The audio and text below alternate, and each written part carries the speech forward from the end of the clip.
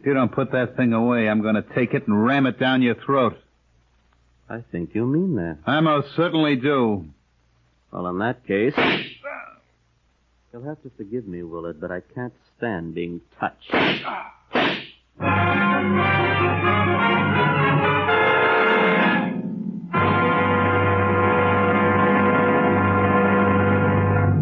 You're listening to The Amazing Mr. Malone. In years gone by, immigrant ships used to dock in New York filled with the people who had heard legends in the old country about opportunity to be found in America. Well, they soon found out that in America, as everywhere else, money and the things money can buy don't grow on trees. It's our American economic system which sets our standard of living. It's important for all of us to know just how this economic system of ours works as opposed to any other. So here's a thought for today. Why not do a little reading up on the workings of our economy? Go to your library and find a good, easy text and study it. You'll find it helps you to understand the important issues of the day. And now, back to the amazing Mr. Malone.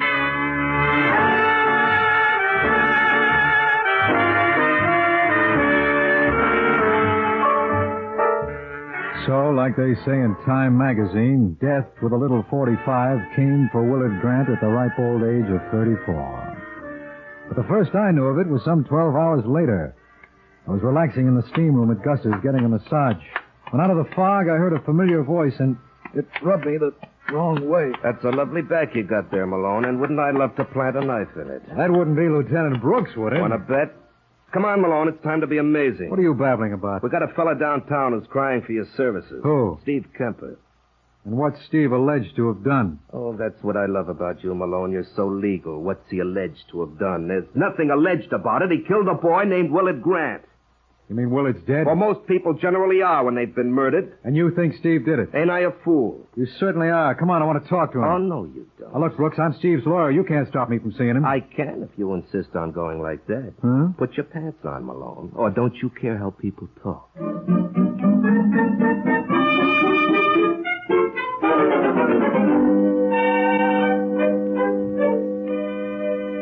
tell you, Malone, I didn't kill Willard. You've got to believe that. Oh, I do, Steve. Lieutenant Brooks is the boy you got to convince. Go on, Steve. You want to try? I dare you. Oh, don't be a sap, Brooks. Where's his motive? Oh, you're joking, of course. Don't you think we know he sent you around to get rid of Willard and Steve made an attempt on Willard's life yesterday? Well, what time was Willard killed? At 3 this morning. 3 a.m.? Yeah. Then that lets me out. Why, you got an alibi? Sure. I was at the club. 100 people must have seen me. So what? So what? How can one man be in two places at the same time? Well, who said he was, Malone? I didn't say Steve actually shot Willard. You didn't? No, I said he was responsible. He hired someone else to do the job. How do you know that? Well, a desk clerk told us that 5 minutes before the shooting, an odd-looking character asked for Willard Grant's room. Did the desk clerk also tell you that this odd-looking character was hired by Steve? Well, doesn't it figure? Not the way I had it, unless you take Steve for an awful jerk. No, I think he's a smart operator. Well, do you think a smart operator would pull so many boners? How do you suppose it would look to a jury? Well, you tell me. You're the lawyer. All right. They'd never believe that Steve had a fight with Willard, tried to gun him, buy him off, and arrange for his murder all in the space of 24 hours. It's too pat. Mm-hmm. Then you believe it's a frame. Don't you? I'll let you know after I think it over. Do that. Listen, Steve, who do you think might have framed you? Nobody. Well, how about your club manager, Curly Michaels? Oh, you out of your mind? Well, what happens to your club if anything happens to you? Goes to Vicky. Well, imagine, I almost forgot about her. What are you getting at? What was Vicky's reaction when she heard you had trouble with Willard? I didn't tell her about it. No, but Willard might have, and suppose he got so disgusted he packed her in. Oh, you're nuts. Well, we'll soon find out. You're not to bother Vicky, you understand? You underestimate my charm, Steve. Who says I'm going to bother her? Listen, Malone. Sorry, our time's up. Right, Lieutenant? Right. Then let me out. It's time I was amazing.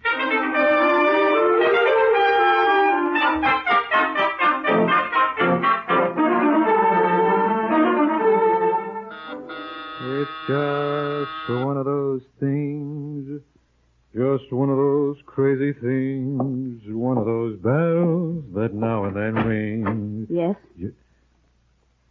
Hello, Vicky. What do you want? Now, lover, that's no way to talk. Someone would think you weren't glad to see me. You'd be right. And if you're looking for my father, he isn't here. I know, I just saw him. He's in a bad spot. I hope he burns. Careful, lover, you don't know what you're saying. I hate him. And I want to be there when they strap him into the chair. I don't think they will. They wouldn't acquit him, would they, Malone? It's a cinch. I'm representing him. You're what? Uh-huh. Listen, Malone, if you get him off, I'll kill you. I mean that. I'll kill you both. Now, you listen to me, you little fool. You let me Your go. father always did everything he could for you. Who asked him to? He was always interfering. Always spying. He thought Willard was no good for you. How would he know? Willard was a married man. So what? He was the only man I ever loved. He was no good. And what makes you think I'm any better? We were two of a kind, he used to say. Right out of the same deck. And he was right. He'd have left you in a month. Never. No matter what he said, he And never... what did he say? None of your business. Maybe I can guess. Suppose you were living on borrowed time. Suppose Willard told you he thought you were more trouble than you were worth. You get out. Well, we gotta think of things like that. Are you going to get out of here? Sure, lover. But you're such a fascinating creature. Don't blame me if I come back.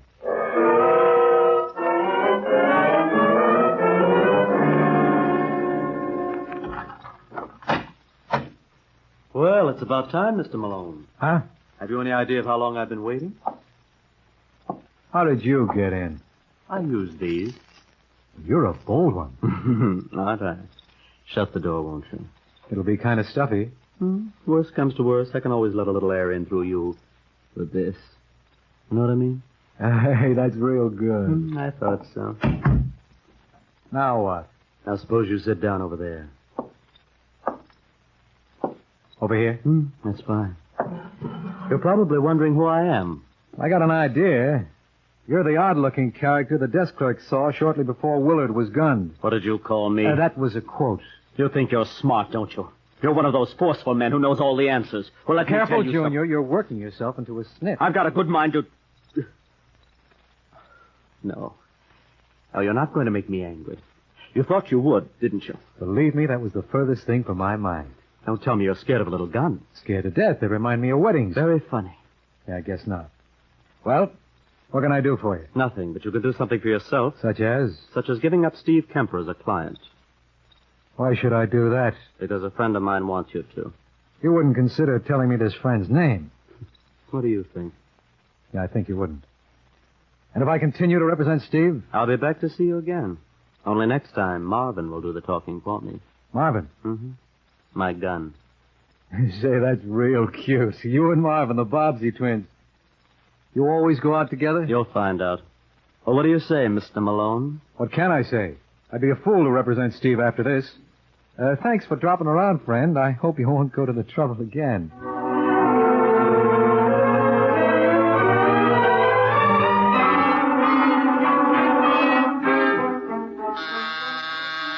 Who is it? Who is it?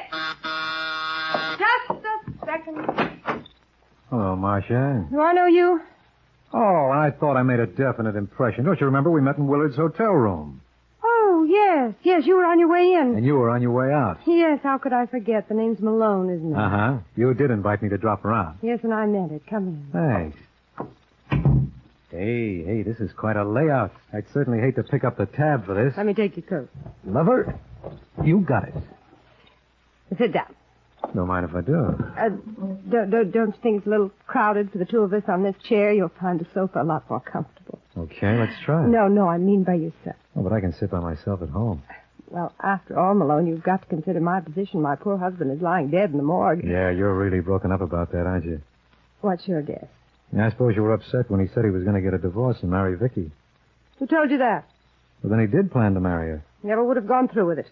He was in love with her. It never would have lasted. Well, you saw to that. And what made you send Junior around to frighten me off? Who? The character who keeps company with Marvin. Are you out of your mind? No, but you must be if you thought that would do the trick. Get out.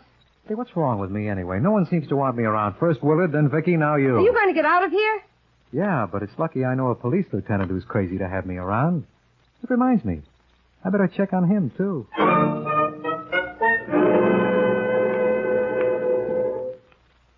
Hello, Lieutenant. Oh, no. Look, Malone, if you don't quit hanging around police headquarters, people will talk. So they might. Look, Malone, will you brief me on one thing? You're a lawyer, no? I'm a lawyer, yes. Now, why can't you act like the rest of them? Get your suit pressed. Go to court. Well, my way's better. This way I don't have to drag around a briefcase. I'm telling you, Brooks, you better let Steve go. He didn't kill Willard. I didn't say he did. I said he was responsible. The odd-looking character did the actual shooting. Suppose I told you I saw him. When? He was waiting for me in my apartment. And you let him get away? No, he let me get away. Well, why didn't you stop him? Are you serious? He could have killed me. That's no excuse.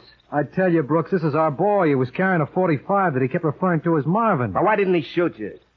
You seem disappointed. I am. All right, what was he after? He wanted me to drop Steve Kemper as a client. Then he couldn't have been working for him. Eureka, you finally saw it. You gonna let Steve go? Well... Use your head, Brooks. I'd crucify you in court. I told you before, the case against Steve was too pat. Now, who would want me out of this mess? Me, for one. Come on, I'm not clowning. Okay. I'll order Steve's release. Now you're talking. Now, how about you talking? Huh? Who sent that boy up to see you? That's easy. The same party who was behind Willard's murder. Well, that tells me a lot. Who was that? His wife. Who? Willard's wife, Marcia. Oh, so you think she's the foul miscreant? I know she is. She's got the best motive of all. Willard was going to divorce her to marry Vicky. So? So this is a little girl who would never let go of a meal ticket. Did you see her suite at the Stockton? Mm-hmm. I bet it runs at least $75 a day. 100, I'd check. Well, where do you think the money came from? She was probably bleeding Willard to death, and when she saw the ride was over... She had him killed. Right. Malone, there's just one teeny thing wrong with that theory. I feel like a cad for even mentioning it. What? Well, Marcia happens to be the daughter of Sylvester Braden. The guy who owns half the stockyards? Yeah. That girl's got more dough than Fort Knox. So she had Willard killed for his insurance, huh? I guess I was wrong. You guess you were wrong. Well, I'll say one thing for you, Malone. You may not be amusing, but you certainly are amazing.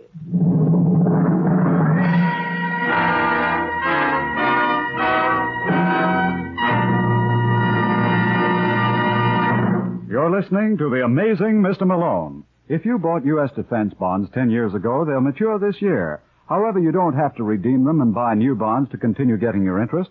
Congress has just passed a law to extend the life of these same bonds you now hold for 10 years more. You can, of course, cash your bonds now, but think twice before you do. There's no surer, safer investment. I think that for yourself and for America, you'll want to keep your bonds and keep on buying them, too, because defense is everybody's job now, and there's no investment that helps your country more today. And now, back to the amazing Mr. Malone.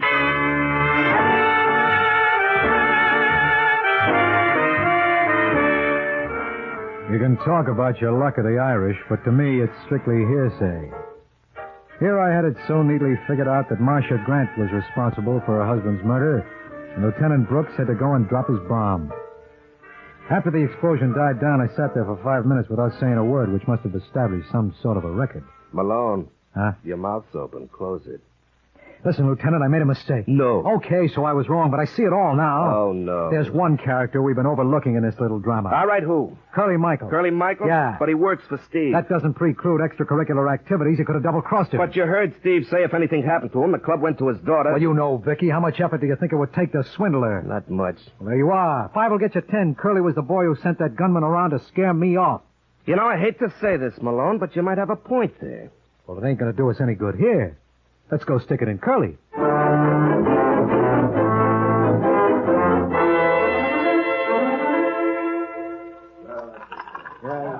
Your dice, mister. Is there any house limit here? Make it light on yourself. I'll shoot $5,000.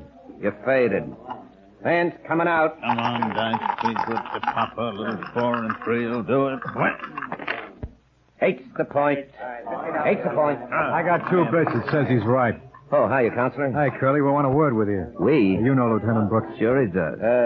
Take over the game, will you, Dick? I'm going to be busy for a while. Let's go to Steve's office. What's on your mind, Counselor?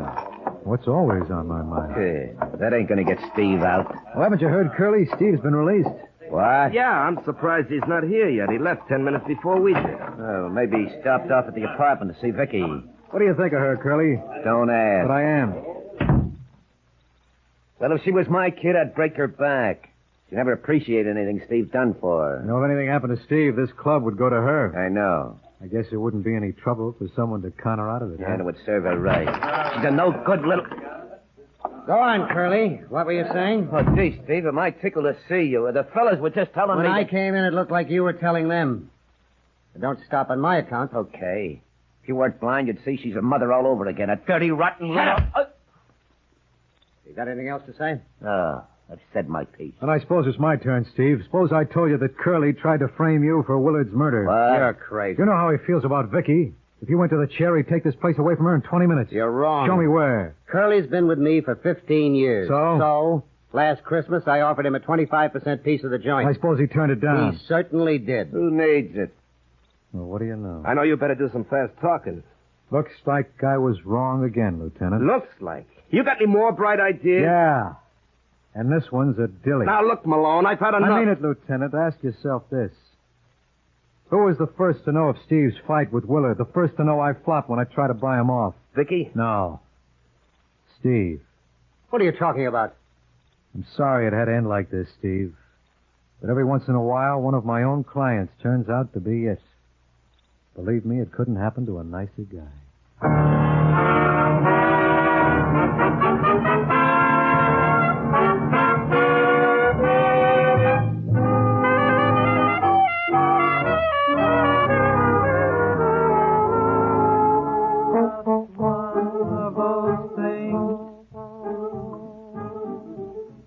Just one of those crazy things. Say bing. One of those bells that now and then ring. Perry. Just one of those things. Mario. Oh, is something bothering you, Lieutenant? Yeah. Why I don't take off my shoe and club you to death with it. I said all along that Steve was the party behind Willard's murder. Why'd you let him go? Yeah. Why did I let... Who said the case was too pat? Well, it was. Sending that odd-looking character around to scare me off was a beautiful touch. It didn't seem possible that Steve was behind that. Was he? Of course, and that convinced us he was being framed. I still want to know why you bet on Steve. Well, it all came down to motivation, and Steve had the best motive of all. He was the one who really hated Willard. He thought he was bad for Vicky, so he got rid of him. Now, why didn't he kill Willard himself? He tried it once. You know how far he got. No, that hired gunzo was a much better bet. Incidentally, did you pick him up yet? Yeah. And Cicero. His name is Leslie Brett. What about Marvin? Marvin. Oh, Marvin. You mean his gun? We found that on him, too. Naturally, they were going steady. You know, Malone, I can't get over it. What? Talk about switches. There were two here. One, the cop was right all along. It'll probably never happen again. Yeah, maybe. But secondly, this is the first case I remember where the guy who was making like a private detective wasn't bopped on the head. Say, that's right. Yeah, well, let's hope that never happens again either. Good night, Malone.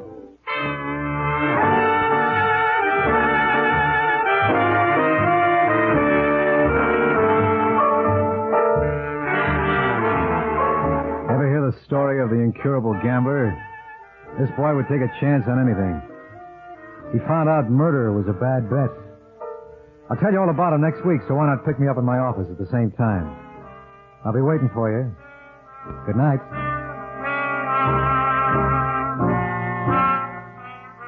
George Petrie was starred as John J. Malone, with Larry Haynes as Lieutenant Brooks.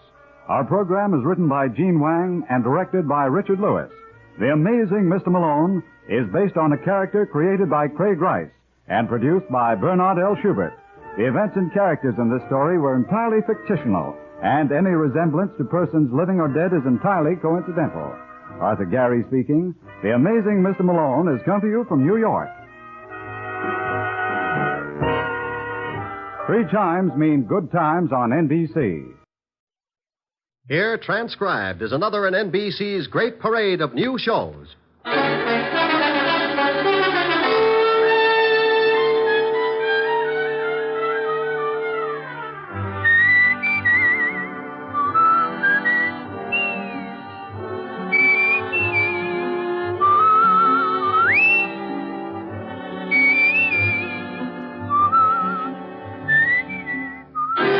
And now, Dick Powell as Richard Diamond, private detective.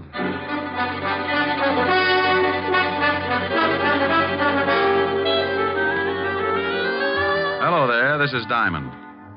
If you happen to wake up some morning and spot something walking in front of your house and it looks like Santa Claus with jaundice, don't turn the hose on him. He's not on fire. He's just wearing the newest thing in men's fashions. They call it the bold look. And it's supposed to be the masculine answer to Dior's new look for women. It's an answer, all right. Like walking up to your best girlfriend and slashing her down the middle with a broadsword. Now, if you haven't seen it yet, just close your eyes and try and picture yourself in the bold look. Imagine walking down Fifth Avenue, very casual, decked out in a new, bright purple, non-shrinking suit, pastel shirt, yellow maybe, hand-painted tie, and argyle socks. Got it? What do you think? Pretty bad. About the only thing I can think of that's more gruesome is that little murder I got mixed up in last week. It started in a house out on Long Island. A guy named Harry Baker was getting involved with his private secretary. Here are the papers you wanted, Mr. Baker. Oh, thank you, Connie.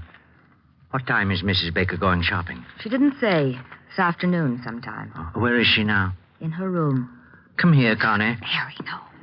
Supposing she comes down. I didn't see you last night. I missed you. I got hold of the man you wanted. His name's Nat Fox. He wants $500 for the job. Oh? Well, what's the matter? That's what you wanted, wasn't it? Connie, I had a lot of time to think last night. And? Well, I'm not sure. I don't know if this is the thing to do. You don't know? Oh, Harry, we've gone through this a dozen times, and I won't go through it again. If you haven't got the backbone... Oh, my dear, you know it's not that. No, I do not. I'm sick and tired of living this way. Not being able to be seen with you, watching you being pushed around by that old shrew. Oh, I'm not going through the whole thing again. Please, Connie, can't we wait for a while? My wife's well past 60. Sooner or and later... in the meantime, you live off the skimpy little allowance she doles out to you. No, Harry, no. I want us to live like two normal people. And if you're going to start changing your mind just when it looks like we can have all these things, I'm through. Now, Connie, wait a minute. No. If you want me, then you've got to go through with it. Well? You know I want you. I love you more than anything in the whole world. And get that old biddy out of the way, or I promise you, you'll never see me again. All right. Oh, don't look so worried, darling. Nothing's going to go wrong. I already fixed it with this Nat Fox. He'll be in the department store the same time as your wife. Oh, Harry, think of the wonderful life we can have. All that money's going to be ours. We can go to Europe and live the way we should. Yes, I don't know. I'm a little worried about this Nat Fox. Oh. I'll give him the $500, but if he finds out what happened, he'll be in a good position to blackmail us. Don't you worry about Mr. Fox. He's my affair. You just leave everything to me.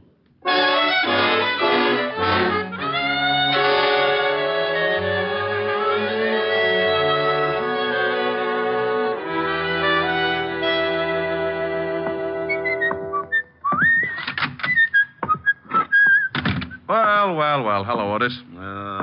What do you want, Diamond? I thought I'd drop in and see the lieutenant. Aren't you glad? You want me to make you feel good, or do you want the horrible truth? The truth, Otis. I'll steel myself. You turn my stomach. I couldn't without a bulldozer. Very funny. When are you going to go on a diet, Sergeant? You're beginning to look like Dumbo with a goiter. Hello, Walt. Oh, no. Who's dead this time? No, don't be silly. I just came down to talk, see how you were. I don't believe it. Say something without corpse in it. Your smile is like the first dawn of an Indian summer. You said Indian. So what? If you said it, he's dead. All right. If that's the way you feel about it, goodbye and good luck. Oh, now, wait a minute. Stop being an idiot. That's all right, Walt. I understand. Now, come back here. You know very well I'm glad to see you. And you think just because I come down to see you, I've gotten mixed up in some kind of a murder. Oh, a fine friend. Now, you stop acting like that. You're a worse ham than Otis. That did it. I'll never send you a good dead body again. Is that a promise? Is what a promise? That you'll never send me a good dead body again. Oh, want me to break the law, huh? Hold out police evidence. Of course not. You know I was only kidding. Just like the police force, making fun of a corpse. I have never made fun of a corpse. So that's what's the matter. What? Too serious. That's what's ruining your stomach. Oh, now stop that. You know what's wrong with my stomach. I've been working too hard, that's all. So the next time I find a corpse, you'll want to take a vacation. This precinct is more corrupt than I thought. What do you mean, corrupt? Just what I said. I find you a corpse and you won't even look at it. You want to go on a vacation. I don't want to go on a vacation. I'll look at the corpse. What corpse? The one you wanted me to look at. There you go, acting like I've gotten mixed up in another killing. Trying to make it look like the corpse is mine. What? Well, it's not my corpse. It isn't? No. Well, whose is it? Well, you know. You tried to frame me with it. I did not. Don't you try to shove that body off on me. Yeah, what is it? Oh, hello, Helen. It's for you, Rick. Thanks. Hi, baby. I'll hold it a minute. Walt, you better do something about that body. Oh, yeah. Otis, put in the general alarm. Diamond's found another killing. Oh, wait a minute. No, Walt, it's your killing, remember? Oh, yeah. Forget about the general alarm, Otis. I've got... Oh, Diamond. Sure, Helen. I'll meet you at the store. Oh. Sure. I love you. Bye. Oh. Walt. What a funny look. You're all red. Walt, you're turning blue. Well, I got to go shopping with Helen. I hope you find the body. Bye. Lieutenant, I'm still waiting. Sergeant. Yeah, Lieutenant? Shut up.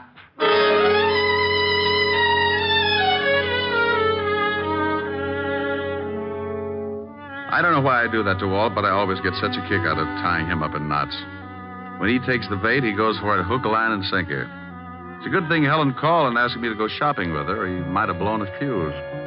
I don't generally like the idea of shopping, but she said it was Frances's birthday, and any kind of an afternoon with Helen could always work its way into a wonderful evening. What do you think I ought to get him, Rick? I'll get him some shirts or something. Hey, look at these. Rick, get away from that counter. What's the matter? My hips too big? Oh, I wonder if these come in baby blue. Rick, now stop that. People are looking. Is there something I can do for you? You seem to be interested in the lingerie. Is there something I can show you? Oh, I'm looking for something for a birthday. Oh, well, then may I suggest a nightgown, perhaps? We have some lovely numbers. This is for Butler. A butler? Yes. Oh, then you were thinking of getting something for the lady, too. No. Just seeing whether the baby blue went with my eyes. Well, really? Oh, come on, Helen. Rick, she must think you're crazy. 5 minutes more, and there wouldn't have been the slightest doubt. This is fun. Rick. That woman. What woman? The elderly one over there with the mink stove. Oh, yeah. I just saw her put a box of stockings in her purse without anyone seeing her. You saw it?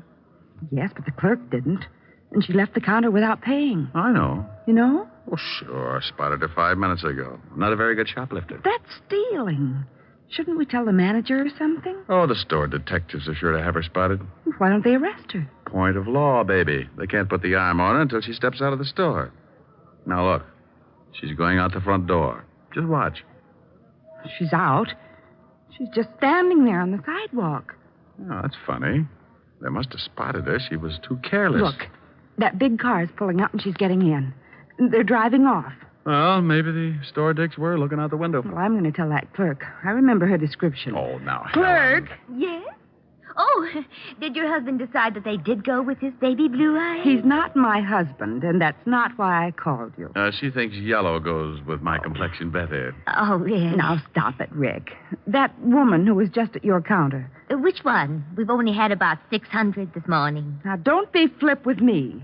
The elderly woman who was just here looking at the stockings. The one with the beautiful mink stove. It was beautiful, wasn't it? Then you noticed her. Of course. That was Mrs. Baker, one of our best customers. Well, Mrs. Baker is a shoplifter. Oh, you must be mistaken. I tell you, I saw her steal some stockings. I tell you, you are mistaken. Oh, now, look. I was going to stay out of this, but what Miss Asher says is true. I saw her, too. Miss Asher? Yes. Oh, you have an account with us, don't you, Miss Asher? Until you started telling me I was mistaken about that woman. Oh, just one moment. Oh, Mr. Pennywig! Mr. Pennywig! What are you doing? I'm calling the manager. The manager? Yes, Miss Asher. I would prefer to have him explain it to you. Yes, Miss Phillips. What is it? Well, I'll tell you what it is. Don't ever put Miss Phillips in the toy department. She's so nearsighted, she's liable to think the electric train is the 8th Avenue subway and climb on it at 5 o'clock. I beg your pardon? Mr. Pennywig, this is Miss Helen Asher. Oh, how do you do, Miss Asher? I heard a lot about you. You're going to hear a lot more. Oh, is something wrong? Yes. Yes, something is wrong. Miss Asher here spotted a woman stealing some stockings, and when she reported it to your clerk here, she said she was crazy. I saw it, too. Is this true, Miss Phillips? Yes, sir. It was Mrs. Lillian Baker. Oh. I was just trying to do the store a favor, but since you don't seem to think that the customer means anything around here, I'll see that my account is closed out. Oh, now, just one moment, Miss Asher. May I talk with you in private? I don't see why. Come on, baby. I know a joint on Broadway where we can get things without the lip that goes with it. Come on. Oh, please, Miss Asher. It's about the shoplifter, Mrs. Lillian Baker. You can tell me right here. I must rely on your integrity to keep this a secret. You see, we know that Mrs. Baker stole those stockings. She steals something nearly every day. What? She's very wealthy, very eccentric, and very much a kleptomaniac. Oh. Her husband handles all her affairs, and he's instructed us to watch her and send him the bills for the goods she steals. Oh. Well, can't you break her of the habit? Her husband must lock his pants in the family vault every night. She's under a doctor's care, and he advises letting her continue, but without her knowing that anyone else has found out her secret. She's quite old, you see, and her husband assures us that discovery might be very disastrous. Oh, I see. Well, I'm very sorry. I didn't know. Well, I'm not. This pixie behind all the unmentionables can get a person steamed up enough to cause a minor explosion. I was just doing my duty, sir. Mr. Pennywig.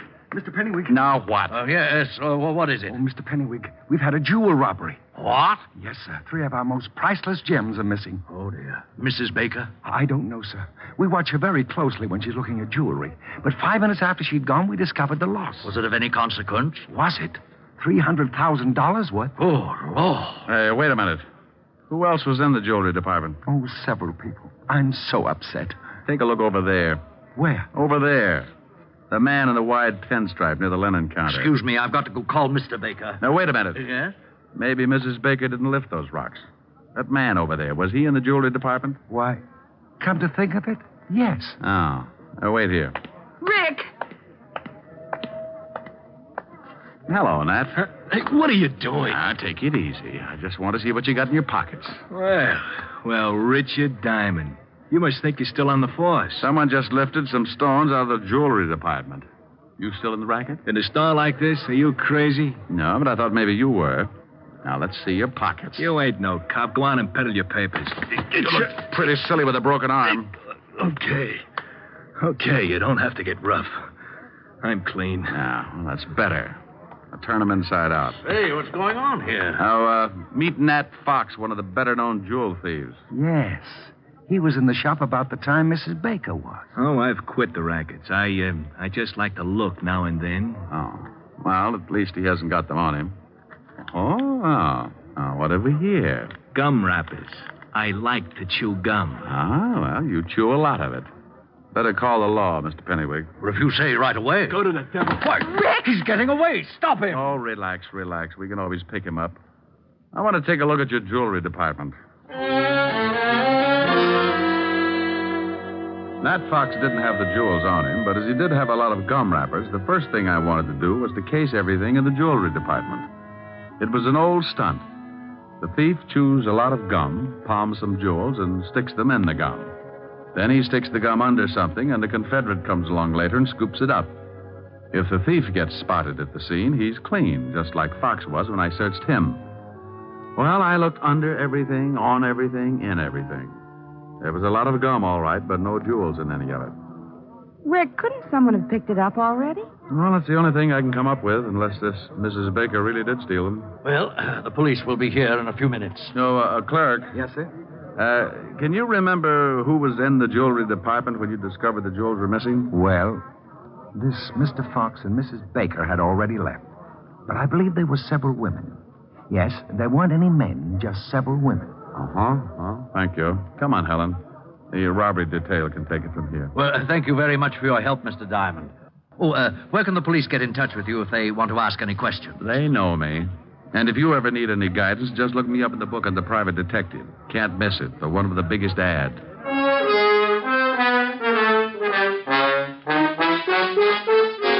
Helen and I got out of there just as the prowl cars were pulling up at the curb. I stuck my tongue out at a few old friends and climbed into her king-size convertible. We took a couple of turns around Central Park, and she dropped me off at the 5th Precinct in my dear old buddy, Lieutenant Levinson. Don't you dear old buddy me. You get out of here. Temper. I will not be subjected to any more of your fiendish humor. I won't go through another one of these routines of yours for promotion. I promise I'll be good. Oh, no, you don't. That's the most dangerous thing you could say. Yeah, what is it? Suicide, Lieutenant. See, look what happens. It already has happened, Lieutenant. She did it 20 minutes ago. I wasn't talking to you, Melonhead. Now give me the dope. You got him. You shut up. Yeah, Lieutenant. Oh, not you, Bird Brain. Let's have the report. Oh, Mrs. Lillian Baker jumped 3 floors from a balcony. Husband Harry Baker made the report. Port Washington, Long Island. Thank you, Sergeant. What, did he say Mrs. Lillian Baker? Yes, he said Mrs. Lillian Baker. Now, if you'll excuse me, I've got to get out to Long Island. Well, let's go. I'll grab my coat. Now, wait a minute. What makes you think you're coming along? And why in blazes are you interested in Mrs. Lillian Baker? If you know something, by heaven, I'll... Walt, you're turning blue again. Come on, I'll tell you on the way.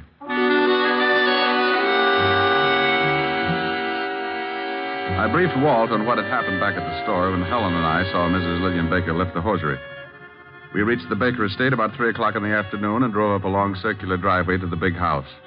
The husband, Mr. Harry Baker, met us at the door. Oh, please come in, gentlemen. Thanks. You'll have to forgive me, gentlemen, but I'm still a little upset. My wife was a sick woman, but I never expected her to do anything like this. Where's the body? Out in the garden. Right this way. Have you any idea why your wife committed suicide, Mr. Baker? Oh, yes. There's the body. You don't mind if I go back inside, do you? I want to ask you some questions, then you can. I understand that your wife was a kleptomaniac. Is that right, Mr. Baker? Why, yes. How did you know? Mr. Diamond here saw her steal something from the store today. You mean the jewels? No, I mean the stockings. Did she steal the jewels? Why, yes. I found them under her mattress after the store called and told me of the loss.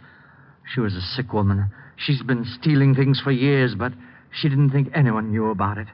I had an arrangement with the stores that I could take care of all the things she took, but those jewels were too much. I had to confront her with the evidence. And she broke down completely when she discovered we knew her secret. Harry. Oh. Wow. This is my private secretary, Lieutenant Levinson. Richard Diamond. Oh, Miss Constance Loring, Lieutenant Levinson, Mr. Diamond. How do you do? Well, pretty good. I'd like to tell you about it sometime. Don't dead bodies make you a little nervous, Miss Loring? What? Miss Loring was here when my wife jumped. She's already gotten over the initial shock. Oh.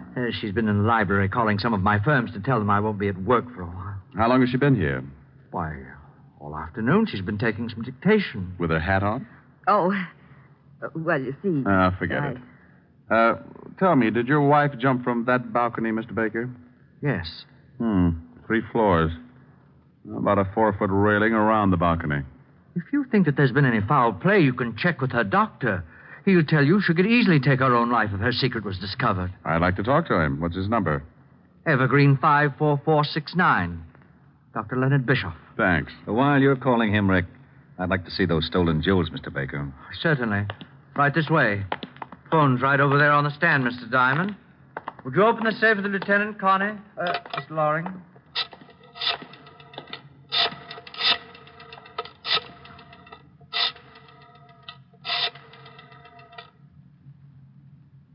Dr. Bischoff, please. Richard Diamond. Yes. Hello. Dr. Bischoff, this is Richard Diamond. Here they are, Lieutenant. Now, you can easily see why I wouldn't, or should I say, couldn't pay for them. Is the store coming over to pick them up? No, I told them I would bring them down. What's this all over them? Well, I don't They're all know. sticky. Got something all over them. That's probably gum, Walt. Gum? Yeah, the kind you chew. Oh, by the way, Baker, you were right. Dr. Bischoff says your wife was a sick woman, but he didn't think she'd carry it to such extremes. Well, we never know what we will do under such stress. No, I guess we never do. Walt, can I use the car for about an hour? It'll take it that long to clean up things around here. Well, you got something? Yeah. Mr. Diamond, if you think... I don't think, Mr. Baker. I find out. Oh, Walt. Yeah? Bye. I went out fast and climbed in the prowl car. I grabbed the 2-way radio and put in the call to Sergeant Otis. He gave me the address I wanted, and 10 minutes later, I was rolling up in front of an old brownstone where Nat Fox, the not-so-ex-jewel thief, was now living. I went up and knocked on his door. Well, there was nothing like finding out. Well, what do you know?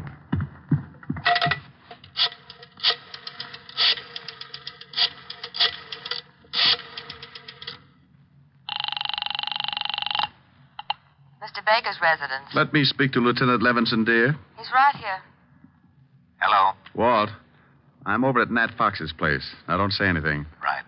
You remember I told you I spotted him right after the theft and shook him down? Yeah? Well, he's through giving the police department headaches. What do you mean? He can't explain the 2 bullet holes in his head.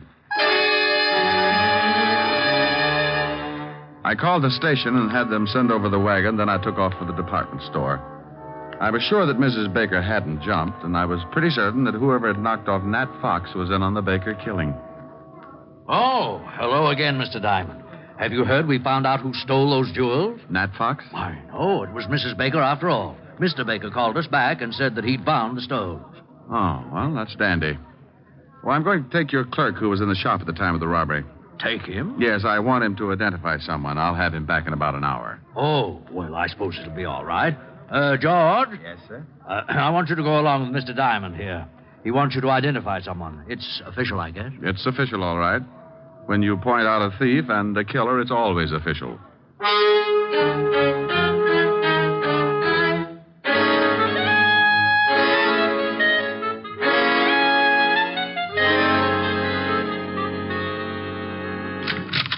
Rick, what took you so long? Walt, this is the clerk from the department store where the jewels were stolen. How are you? What's he here for? I want him to see if he can identify someone. Oh, where are Baker and his lovely secretary? In the library. Come on. Now, look, George, I Yes, want sir? you to stand outside this door until I call you. Then I want you to come in and see if you've ever seen anyone in the room besides myself and the lieutenant. I'll do my best, Mr. Diamond. That's all I want. Come on, Walt. What are you up to? Surprise. Well, hello. Why, hello, Mr. Diamond. Come in. Thanks. How are you, Connie? I see you've taken off your hat. You're very observing. I sure am. Why did you kill your wife, Mr. Baker? What? All right, I'll word it a little different. Mr. Baker, why did you kill your wife? Are you insane? Everybody asks me that. Maybe I should say a good doctor. Maybe you should. Like Dr. Bischoff, maybe? He's the best in town. Mr. Diamond, you're being ridiculous. I was with Mr. Baker when his wife jumped. You shouldn't have said that. Makes you an accessory. What do you mean? I mean, you're lying if you try and tell me Mrs. Baker wasn't killed. She jumped. Over a 4-foot railing? Yeah. What are you getting at? How old was your wife, Mr. Baker? Close to 70. Why? Pretty good health physically? Why, yes, of course. You say you were in the house and neither one of you gave Mrs. Baker a push off that balcony, Connie? Of course. Are you sure you weren't out putting 2 bullets in a cheap thug named Nat Fox? I don't know what you're talking about. Rick, what is this? Who has the money in the family, Mr. Baker? Why, my wife did. And who does it go to in event of a death? To me, naturally. Naturally. Walt, Mrs. Baker couldn't have taken those jewels. She was too much of an amateur. Helen and I spotted her swiping stockings at 50 paces. Whoever did lift those rocks was a professional thief. Well, why couldn't my wife have hired Fox to do the job? Who said anything about Fox doing the job? Why, you did. Harry. Shut up. I just said that Nat Fox was dead and that I thought Connie killed him. I didn't kill anybody. You were just coming back from it when you bumped into us. You hadn't even taken your hat off, and you were still carrying your purse. I was just going out. Let me see that purse. You stay away from that. Anything in it? Yeah, well, no gun, but she probably threw it in the river. Nice handkerchief. I'll sue you, Diamond. Look at the handkerchief, Walt. It's sticky. Give me that. Sit down, lover. Oh. Oh, I'm sorry. I thought there was a chair there. It's sticky, all right, Walt. That's gum. And gum on the jewels. She must have picked them up. Yeah, right after Nat Fox stuck them somewhere. Oh, you're both crazy. She was here with me all day. Yeah. George. Yes, Mr. Diamond. Who's this person? You just relax. I want to find out what's going on, too. Well, George? Yes, sir. That girl was in the shop right after Mrs. Baker. That's a lie. I wasn't. I didn't kill anybody. One of you hired Fox to steal the jewels, then you picked them up and brought them to Baker here. You killed Fox to keep his mouth shut. I did not. Yes, she did. Harry! We might as well tell them. You're right, but I didn't kill my wife. I can't get first-degree murder. Why, you dirty old man. You did kill her. You told me you were going to. You were up there and you pushed her off. Try to prove it. She jumped. No, she didn't. There was a 4-foot railing all around that porch. Well, she could have climbed it. Well, that's right, Rick. She could have, but you should keep in touch with her doctor, Mr. Baker. When I was in the store today, I spotted your wife with a cane. A cane? Yes. Dr. Bischoff said she didn't want to tell you about it because she didn't want you to worry. Didn't want me to worry about what? She had arthritis, Mr. Baker. And Dr. Bischoff said she could barely walk upstairs, let alone climb over a 4-foot railing. He also told me that under the conditions, her age and everything, she couldn't have lasted more than a year. You were in too much of a hurry. Okay, Walt, you run with the ball from here on. I got a date.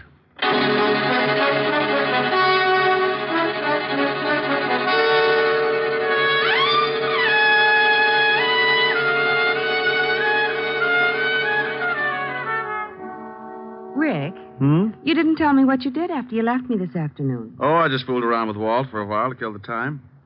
By the way, what did you finally get for Francis? Oh, I got him something in the newest fashion. It's called the Bold Look. What? It was pretty ghastly, but he loved it. Oh, tell me what you got him. Well, a purple suit. Non-shrinkable. Yes, how did you know? It figured. Go on. A green shirt, one of those hand-painted ties. Rick, where are you going? Oh, I can't stand it.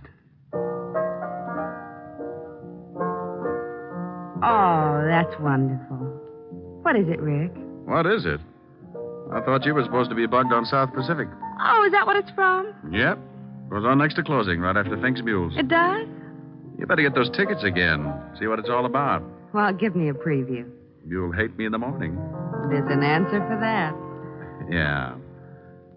Younger than springtime are you, softer than starlight are you, warmer than winds of June are the gentle lips you gave me, gayer than laughter are you, sweeter than music are you, angel and lover, heaven on earth are you to me.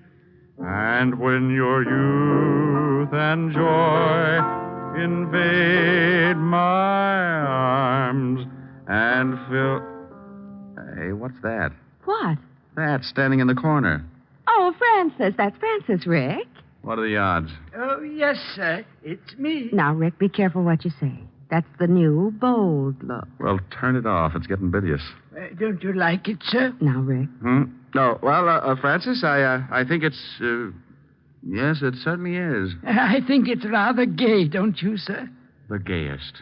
Oh, my goodness, I forgot something. Does it look like a stomach pump? Forgot something? Yes, miss. The outfit wouldn't be complete without them. Well, hurry up. I'm going to black out any minute. What did you forget, Francis? The spats. Spats? Yes, sir. Seersucker spats. And they were lovely.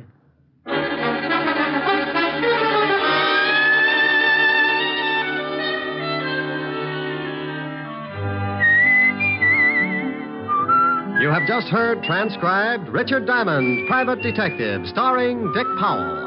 Helen was played by Virginia Gregg, Lieutenant Levinson by Ed Begley. Also in our cast were Wilms Herbert, Lorene Tuttle, Joseph Kearns, Peter Leeds, and Joe Forte. Music was under the direction of Frank Worth. Richard Diamond is written by Blake Edwards. Dick Powell soon will be seen in the screen version of the best-selling novel, Mrs. Mike. Now, this is Eddie King inviting you to be with us again at the same time next week when we will again bring you Dick Powell as Richard Diamond, Private Detective.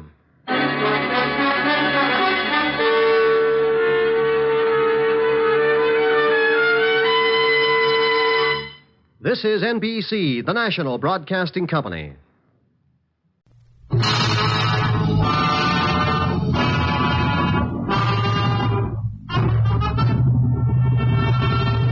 Out of the corner of my eye, I caught the glint of a gun outside the window. I dove for the floor just as it went off. The slug burned a furrow across the top of my head, but I staggered to the door and lurched outside. Then a fist like a bowling ball caught me on the side of the head. Down I went.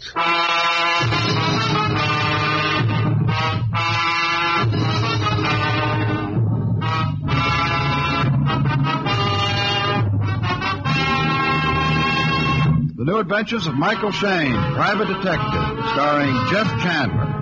Michael Shayne, reckless, red-headed Irishman, is back again in his old haunts in New Orleans. This is your director, Bill Russo, inviting you to listen to another transcribed episode, which we call The Case of the Carnival Killer.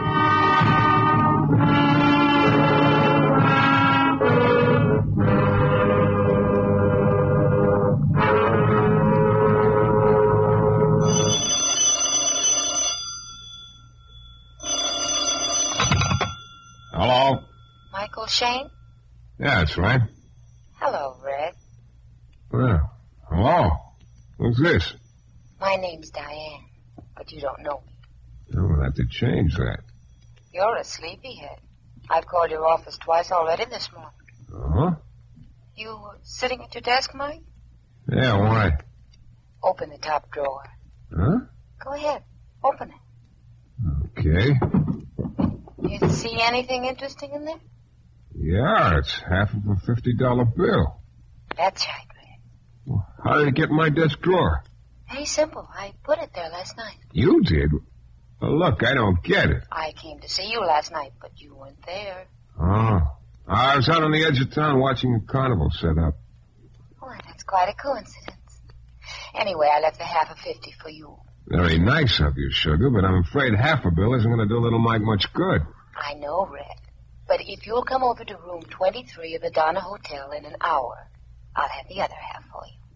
You know, you just made yourself a date, Diane. Just one thing. Any particular reason why you're giving me $50?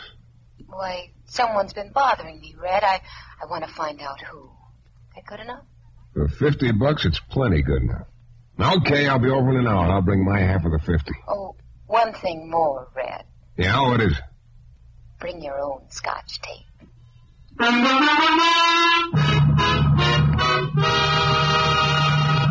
In a moment, we'll return to the new adventures of Michael Shayne and the case of the Carnival Killer. Well,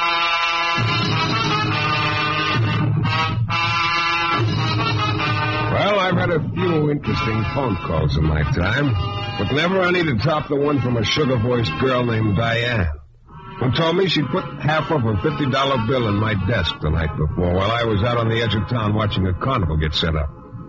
Diane told me to come to a room at the Donna Hotel in an hour, and she'd give me the other half of the bill, which was the best offer I'd had all week. So, about 45 minutes later, after I finished the morning paper, I was just about to leave and go on over when there was a knock on the door. Come in. Mr. Shayne? Yeah. How do, Mr. Shayne, sir? My name's Landau. Landau? Yeah, I run the carnival. You was out there last night. You left your card. Oh, yeah. I thought maybe you might want a little work done, patrolling, stuff like that. Well, no, I don't think so, sir. I usually take care of things like that myself. Yeah, I'm sure you could. Huh? You know Midget. Midget?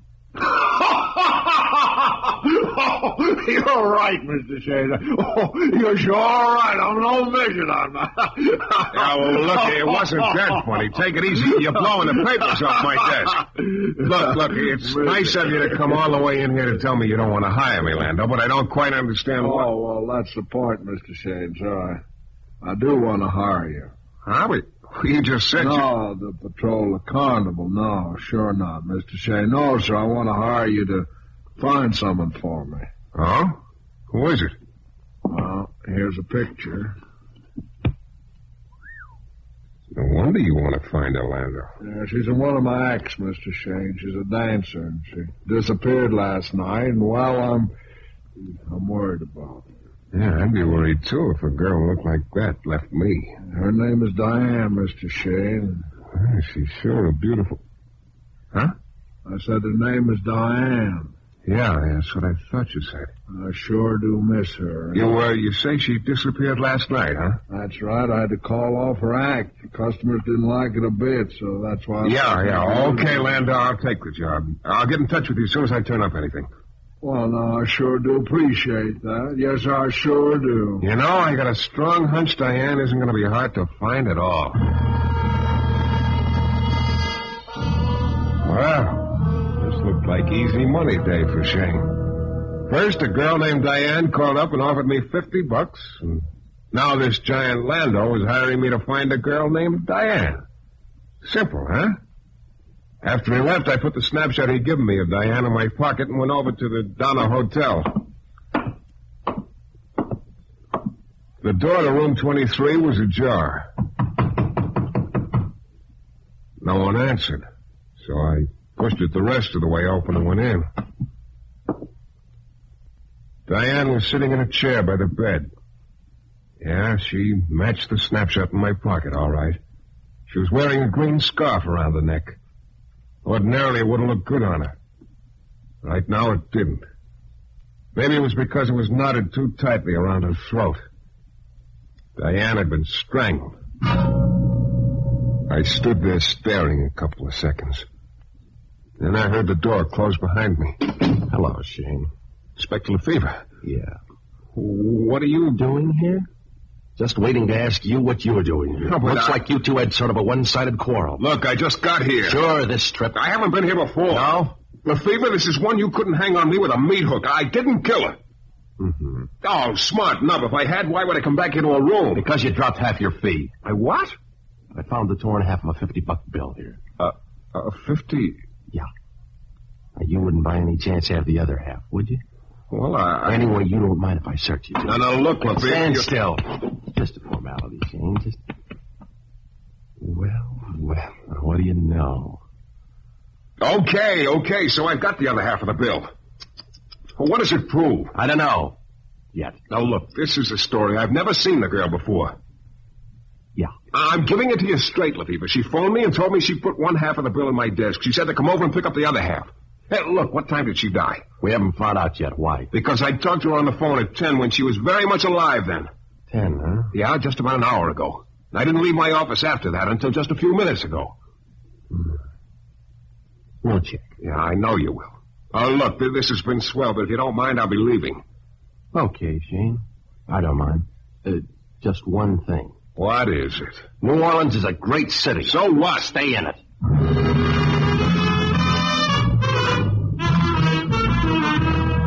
Well, I figured Lefevre wouldn't mind too much if I just went to the edge of town, so I headed for the carnival, trying to figure out a way to break the news about Diane to Landau. When I got to the carnival grounds, I could see that everything was set up and ready to go. It was still too early in the afternoon for much of a crowd. There were just a few people wandering around seeing the sights. I looked around for Landau, couldn't spot him. Then I saw a very handsome-looking woman in her middle 30s walking toward me.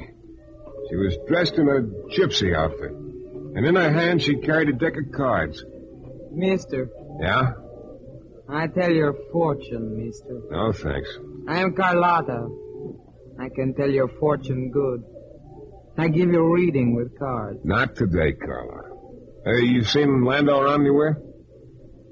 What do you want with Landau? I want to talk to him. That okay with you? Landau is not here. Yeah, so I see. Well, how about looking in that crystal ball and telling me where I can find him? You make fun of Carlotta. Oh, relax. Landau is maybe in town. He come back tonight. Okay, thanks. You leave message for Landau? No, I get... Oh, wait a minute. I might as well. The rest of you carnival people ought to know, too, I guess. What you talking about? There was a girl dancer with the carnival named Diane. What about Diane? She's dead. Murdered. Dead? You don't seem very surprised, Carlotta. I knew. What do you mean you knew?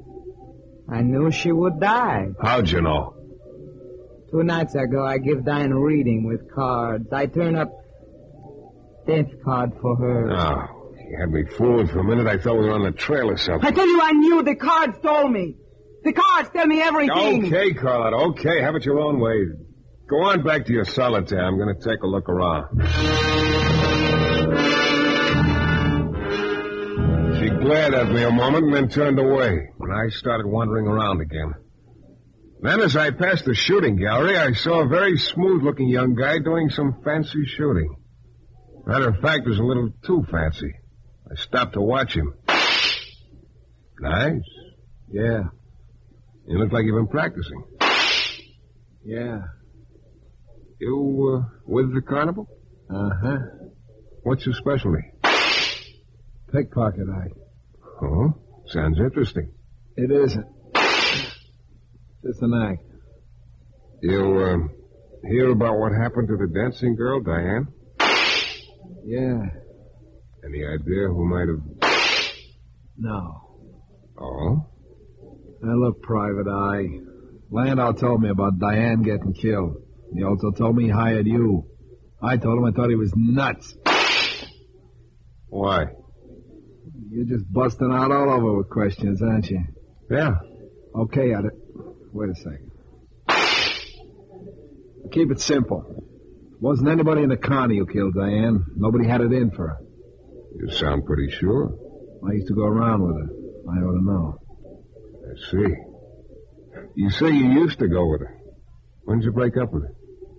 10 minutes ago, when I found out she was dead. Had enough answers for you, Shane? Yeah. For now, Jimmy. Jimmy. And why don't you just drop it? The whole deal. Thanks for the tip, sharpshooter. I'll think it over.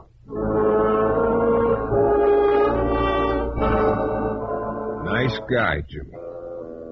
I started walking back toward where I'd parked my car. The crowd was a lot larger now. Just about dark. I passed the merry-go-round. There were about half a dozen kids riding on it. And then the withered little old-timer who was operating it looked up and saw me. He motioned to me, and I went over to him. Howdy, mister. Hello. You're the private dick, ain't you? Yeah, that's right. Landau pointed you out to me. Name's Chickasaw. Oh? What's on your mind besides running the merry-go-round, Chickasaw? Running the merry-go-round, sure. Sure, that's all old Chickasaw's good for these days. Me that's run carnivals wouldn't make this and look sick in my time. Well, you sound kind of bitter. Run the merry-go-round in this kind is about as low as you can get, mister. Nothing but punks in this kind of makes me sick. You don't think much of the others, huh? Punks, all of them. Just punks. Except maybe Carlotta. She's not so bad. But that jug-headed ape Landau and that greasy little slicker Jimmy. All the women running after him like crazy. Why, Carlotta taught that punk all he knows about his act, and the Connie, too. Look, Chickasaw, I don't think you motioned me over just to tell me you don't like any of these people here. You're right there, mister. I want to talk to you about Diane getting bumped off. Yeah, what about it? Think maybe I can help you, mister. Hey, I know... Hey, wait a minute. What's the matter? Over there, near that sideshow. Look. The girl I was staring at. A girl just melting into the crowd. I blinked and looked again. Then I pulled a snapshot out of my pocket and looked at it. Yeah, there wasn't any doubt about it. There she was, very much alive. Diane, the girl who'd been strangled.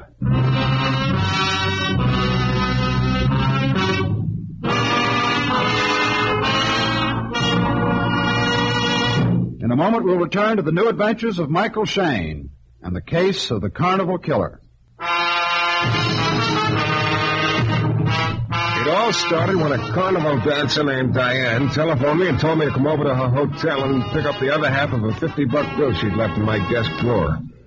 And just as I was getting ready to leave my office, in came a large economy-sized character named Landau, who ran the carnival and who wanted me to find his missing dancer, Diane.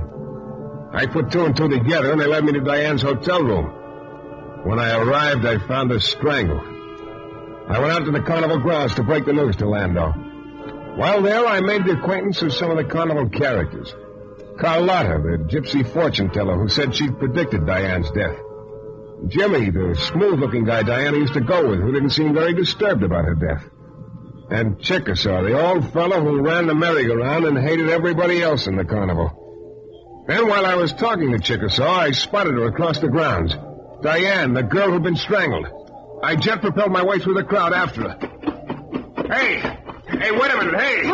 What? Okay, sister. Let go of me. Not yet. What do you want? We're going to have a little talk, Diane, and find out what this is all about. Diane. Oh, no, you've made a mistake. Oh, you're the one who's making a... I'm not Diane. I'm Sally. Oh, come on. Don't give me that. I got a picture of my... No, it's the truth. I'm Diane's twin sister, Sally. You're what? I'm Sally, Diane's twin sister. Twin? Yes.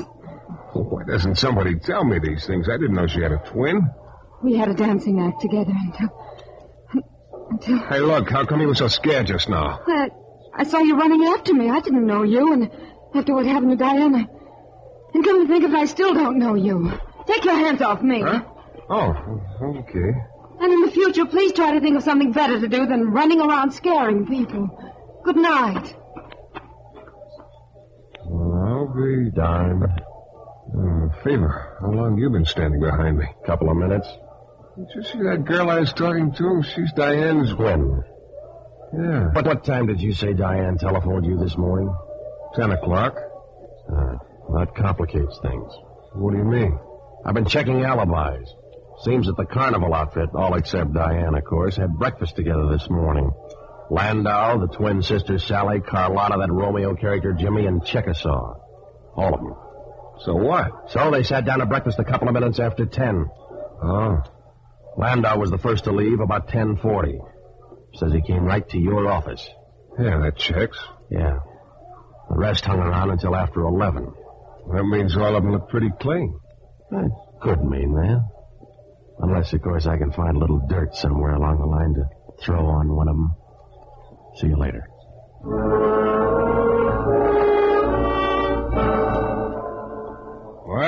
a sudden, it looked like the case was evaporating in thin air.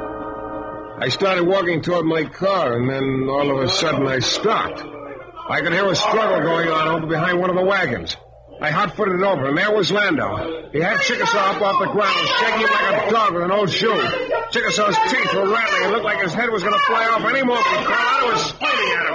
Hey, cut it out, Landau! Put Chickasaw down! Put him down! Yeah. That was a real heroic hobby, Landau. Chickasaw will wear your fingerprints in his throat for a long time. You sure he isn't too big for you? Landau was trying to kill him. I saw it. Well, what's it all about, Landau? Come on, let's have it. Well, he said a bad thing to me. I guess I lost my temper, Mr. Shane. You ever lay a hand on me again, I'll get you, Landau. I'll get you good. Incidentally, Landau, why didn't you tell me Diane had a twin sister? Why, I thought I did tell you. No, you didn't. I guess I forgot. I'll see you later. You okay, Chickasaw? Yeah, I guess so. What's it all about? Oh, I just reminded the big stoop of something he said once, mister, and he come at me. What was it he said? Oh, he's always crazy for Diane in his thick-headed way. I heard him say once she's going to be his or else. Okay, Chickasaw, you better turn in. Come along, Chickasaw. Now, just a minute, Carlotta. What do you want, Mr. Shane? I want to talk to you a minute. But Chickasaw... Chickasaw can manage. Sure. Yeah, I'm all right. I'll go over to my tank and get something. Okay, Carlotta. Let's talk. About what? About you. Me? I do not know what... Yes, you do. When I ran up just now, you were screaming at Landau. Without any accent. Straight American. It is not true. Drop the accent. But you Drop can... it, I said. All right, Mr. Shane. It's better. Guess you discovered my secret, Mr. Shane. Gypsy fortune teller is just an act, huh? Yeah. Oh, I know it sounds crazy. You wouldn't understand. I used to be an actress. I started slipping. You don't know how it makes an actress feel when she starts slipping? I played cheap shows and cheaper. And one day I couldn't face it anymore. I joined the carnival as fortune teller. How long ago was that? A long time ago. Awful long time ago. How come you and Chickasaw always stick up for each other? He's the only one in the carny that knows about me. He's always kept it a secret. I guess he knows what it's like to be a has-been, too. Yeah.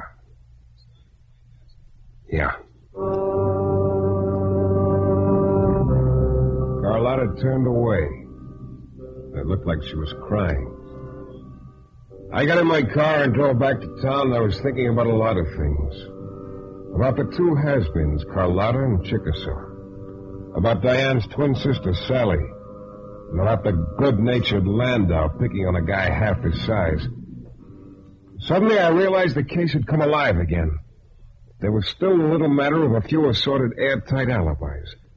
I got to my office and started for the phone to call Inspector Lefevre, but he beat me to it. Hello. You're in trouble, Shane. In trouble? Me? What? Oh, look, Lefevre, what is it now? I've been checking alibis again, and I finally found one that don't hold water. Whose is it? Yours. What? Oh, now look, little man. You say Diane talked to you on the phone at 10 a.m. That's right. We double-checked the autopsy. Diane died not later than 9. I tell you... So she couldn't have talked to you at 10. For the last time... So you're in trouble. Lefevre, I don't care what the autopsy showed. My phone rang at 10 o'clock and... Hey, wait a minute. I'm waiting. Lefevre, hold everything, and... And what? And don't leave town. It was 1 a.m. when I arrived back at the carnival. It was closed up. There were lights on in a couple of wagons. I could see Landau wandering around nearby. I looked up Chickasaw, and he pointed out Sally's wagon to me. The door was open. Just as I got there, someone came out. It was Jimmy, the sharpshooter. Well, the junior detective again. Yeah.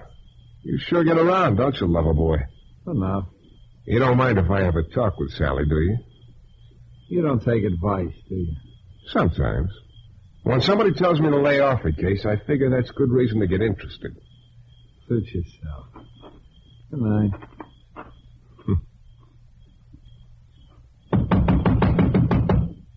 Come in. You again. What do you want? I want to know why you killed your sister. What? I think you killed Diane and then impersonated her on the phone an hour later. No, you're wrong. I think that's why you were so scared when I grabbed you earlier tonight. Please, it's not true. No, it looks pretty convincing from where I sit. You've got to believe me. Protect me. Protect you?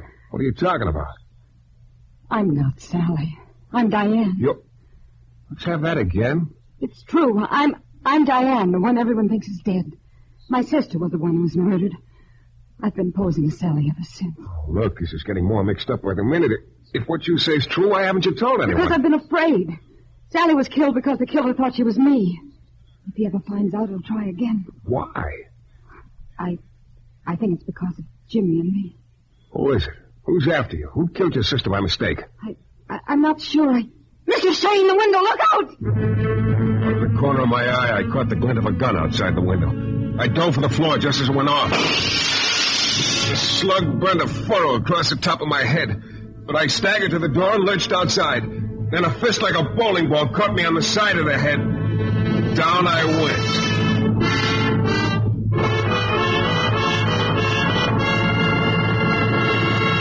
In a moment, we'll be back with a thrilling climax to tonight's Michael Shane adventure.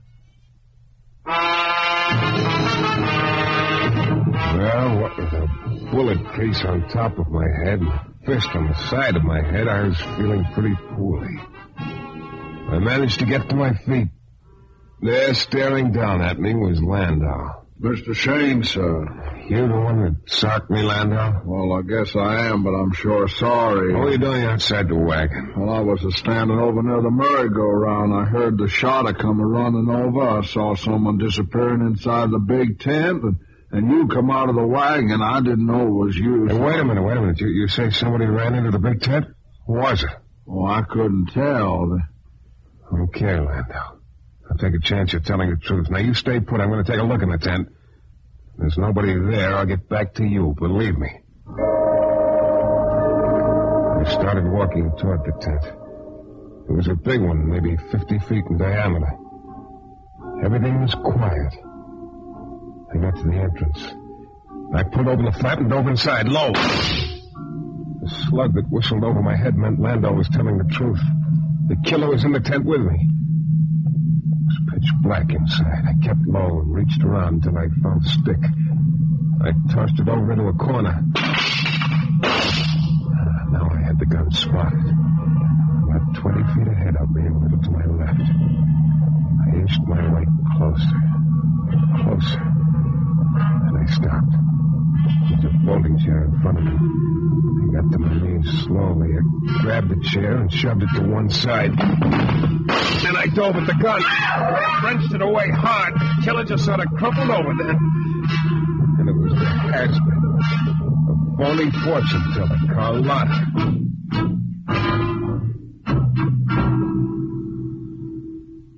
Well, the fever arrived about then. Took over from there. And afterwards, in his office, he filled in a couple of the missing pieces. Quite a girl, Carlotta. Yeah, she even had me feeling sorry for her early in the evening. She's a good actress. Good enough to impersonate Diane on the phone after she killed her. Mm-hmm. She fill you in on the motive? Yeah, Jimmy was the motive. Oh? Carlotta had it bad for him. She taught him everything he knew about the carnival, but he sort of outgrew her on purpose. Yeah. Then he took up with Diane. Carlotta couldn't take that, but she killed the wrong twin first. And then when she found out her mistake, tonight she tried it again. Well, like I said, wraps up all the pieces, huh? Not quite, Lefevre. What do you mean? That torn half of the $50 bill you took away from me. What about it? I want it back. Oh, no. What do you mean, no? I gotta hold it for evidence. Evidence? Sorry. You mean I went through this whole deal, got shot and slugged and all for nothing? Look, Shane, what's the squawk? You got to see the carnival for free. This is your director, Bill Russo, again. Our story is based on characters created by Brett Halliday and is written by Bob Wright. The music is composed and conducted by John Duffy. Michael Shane is portrayed by Jeff Chandler. The New Adventures of Michael Shayne is a Don W. Sharp production, transcribed in Hollywood and distributed exclusively by the Broadcasters Guild.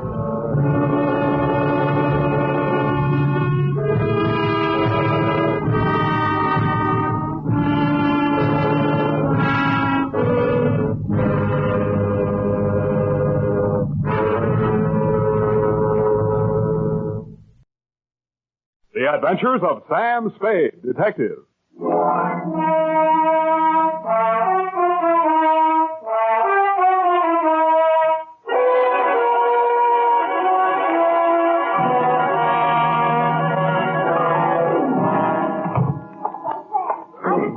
On the phone. She works in the sleep shop, you know, next to the knobby Nick. Yeah. And she says they advise their nightmare customers to put a heating pad under the kidneys. And instead of milk toast, just a little beef broth and some warm wine. And pine oil. In the wine? No, in the broth. I mean the brass. Back, Sam. Oh! Sam, look at you. Black eyes and scratches. Your lips caught. You didn't go home at all. I did so. When you promised me you were going straight home to that much-needed rest. And all the time you knew you were going straight to some sordid bar and get into a brawl. I even bought these things from the sleep shop. Next door to the knobby net. To Detective Lieutenant Dundee, Homicide Detail, San Francisco Police. Medical authorities agree that lost sleep can never be made up. From Samuel Spade, license number... 17596. Fatigue is cumulative. Subject, the insomnia caper. Dear Dundee. Honest, Lieutenant, this is how I got into that mess last night. Honest. I've been feeling a little rocky for 2 or 3 days. There was nothing much wrong with me, but as my secretary, the ineffable Miss Perrine, said... Sam, what you need is a good night's sleep. Which, Lieutenant, is how I happen to be at home, in bed, at 10:30 in the p.m., wearing a sleep shade, earplugs, and quiet pajamas. At 10:45, my right arm went to sleep. I turned over. That's when one of the earplugs fell out. I tore off the sleep shade, dug the plug out of my other ear, stuck my head under the pillow, and was just beginning to drowse off, but...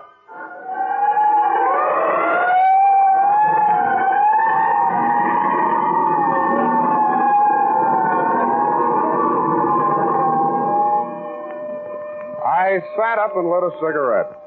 The city plunged again into the silences of the night. The fog was creeping in on little cat's feet. Oh, put an end to your romance and your spiteful creature.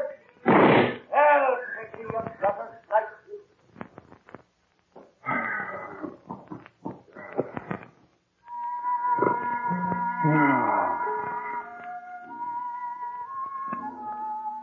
Then all was peace and quiet again in Post Street. Nothing but the sound of foghorns way out on the bay and the rhythmic throb of the cable car mechanism under the California Street incline. This time I almost made it, and then... Go on, take your guts out. See what it gets you.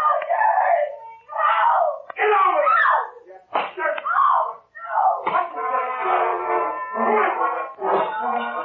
I went over to the window and peered out. The room was on a level with mine in a building just across the alley. I had had occasion to scrutinize said room and its occupant on happier occasions. She was young, red-haired, and also had a nice profile, which I had observed in silhouette against the window blind when she did her nightly setting up exercises. I now observed that she had a boyfriend, and he seemed to be angry. Not wishing to pry into her affairs, I closed my window. Drew the blind, went back to bed. It was stuffy with the window down, but quieter. I actually fell asleep. I dreamed I was home in bed and somebody was knocking on my door. How true.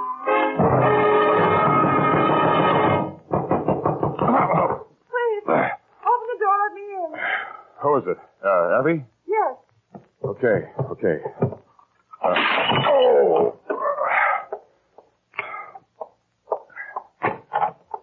What? Please, don't be angry. May I come in for a minute? You're in. Oh, thank you.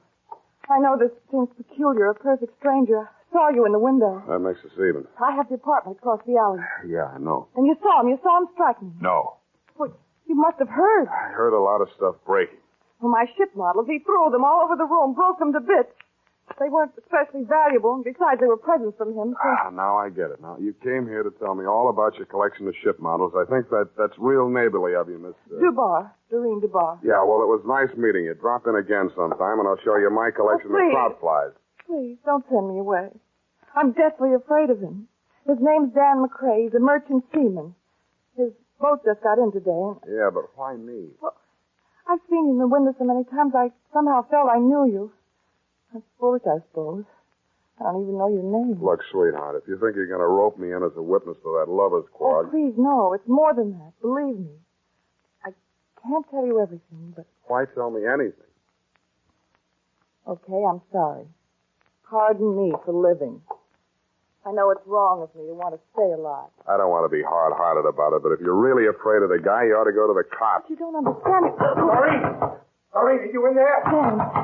Dan Badger, no doubt, from the game of the same thing. Open this door!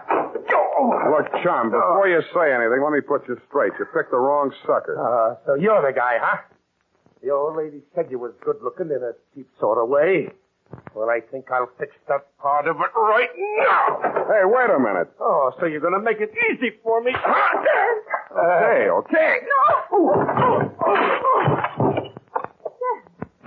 What have you done to him? He'll be all right. Loosen his tie. I'll go get some water.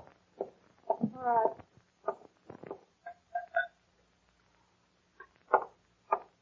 Is he coming around? Oh, where'd she go? Hey, Dan, wake up. Oh. Come on. Swallow it. What'd you hit me with? Where's Doreen? She dissolved. Come on, get up. Okay, Shepard. This is your round. Who? Not that it matters, Danny boy, but who? You're Frank Shepard, ain't you? You stupid. Can't you read? The name's on the door. Spade. Here's my card. Huh? A detective. What was she doing here? Her story was that she was running away from you. Now beat it, will you? It can't be too fast for me. I'm sorry, Spade. I've been at sea too long, I guess. The old lady over there told me Doreen was seeing the sky every night. Channel fever or something. I blew my top. Yeah. No hard feeling, Spade? Oh, forget it. But when you do catch up with that guy, Shepard, watch your left. You telegraph it.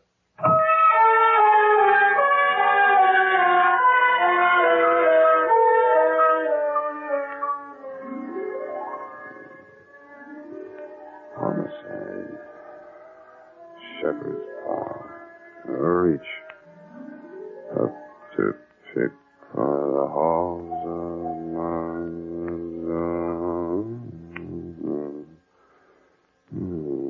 Oh, boy, look at me. I'm dozing. Don't answer that, baby. Let it ring.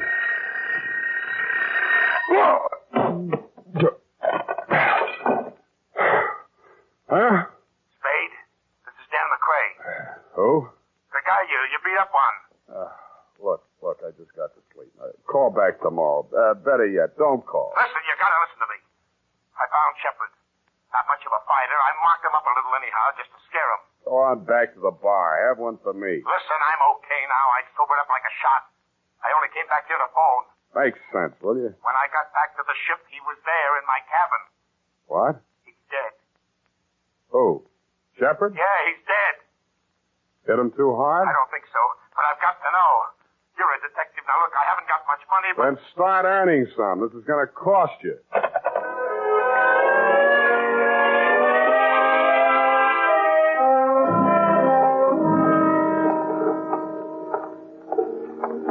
Hello, Dan. Well, you got here quick. I'm a real fast sleepwalker. This the ship? Yeah.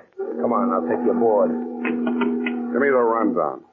Shepard took your girl while you were away at sea. You slapped her around a little, broke her toy boats, and generally behaved like a bad boy. We'll skip that little exhibition match in my apartment. Then what? Come on, up this ladder. About those ship models. One was missing. She acted funny about it, and guess where it was? In Shepard's hotel room. Yeah? The Boston Hotel up on Broadway. Crumb dump. I shook the address out of that old lady. Never mind that now. So you went there, went up to his room, worked him over. But he was alive when I left there. That's clear. Then I had drinks in a lot of different places. I think I was in some other fight. Yeah, you look it. I don't know who with, just faces, a lot of blurs. I don't even know where all I went. Then I don't remember anything till I'm in an all-night beanery down here on the Embarcadero and the cab driver's holding me up on the stool pouring coffee to me. Then I came aboard. Yeah? Come on in my cabin. I'll show you.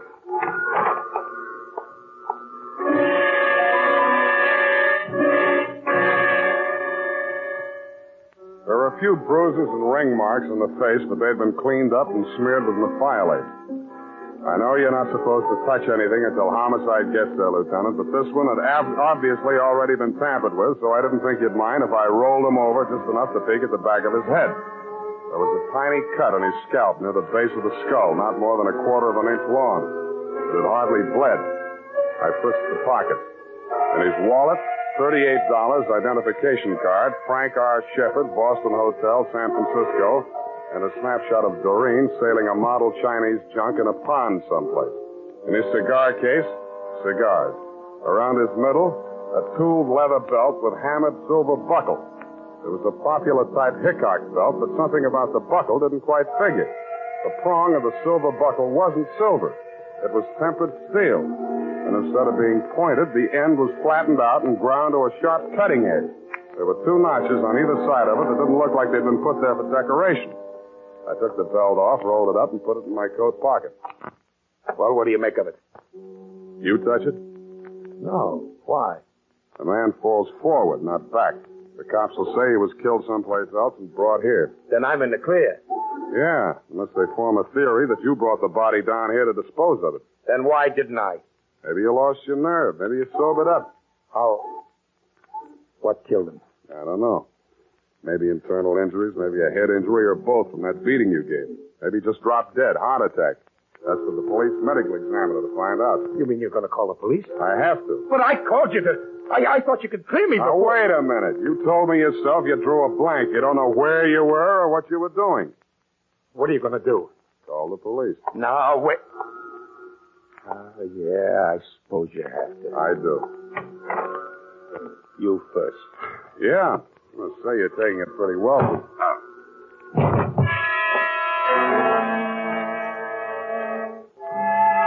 I had a small dream. Abstractions, you know, cubes and circles. Nothing worth describing. But after I'd given homicide the rumble and crawled home to my own trundle, I did better. I dreamed I was Wild Bill Hickok, the belt tycoon. I was working on a promotion scheme for a new combination belt buckle, toothpick, and murder weapon. Sam Spade, Sleepyhead.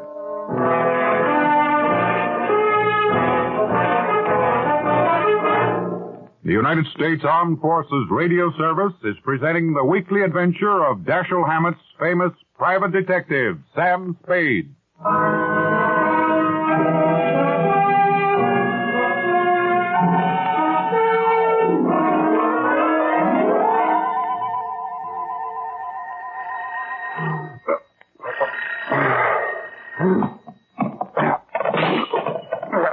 Nuts. Sam? Unique Garage, Harry speaking. Yeah, this is Dundee, Sam. Okay, Lieutenant, you got me. What time is it? It's, wait a minute. 10 after 3. Any sign of dangerous Dan McCrae, that rat, my client? Another whiff. Hey, about that girl, Sam. Dubar, Doreen L., Balboa Apartment, Sutter Street. Yeah. Give me that description again. Go over and take a look at it. I'm in her apartment now. She says she never heard of you, and she doesn't know anybody named Dan McCrae. And she says she only went out once tonight to a drugstore to get some batteries for her hearing aid and some elastic stockings. All right, Dundee. If you want to swallow a pack of lies, all right. Check the drugstore, and she's wearing them now. I'd bring her over there, Sam, but she's a little feeble. Okay, Dundee. I'll be right over.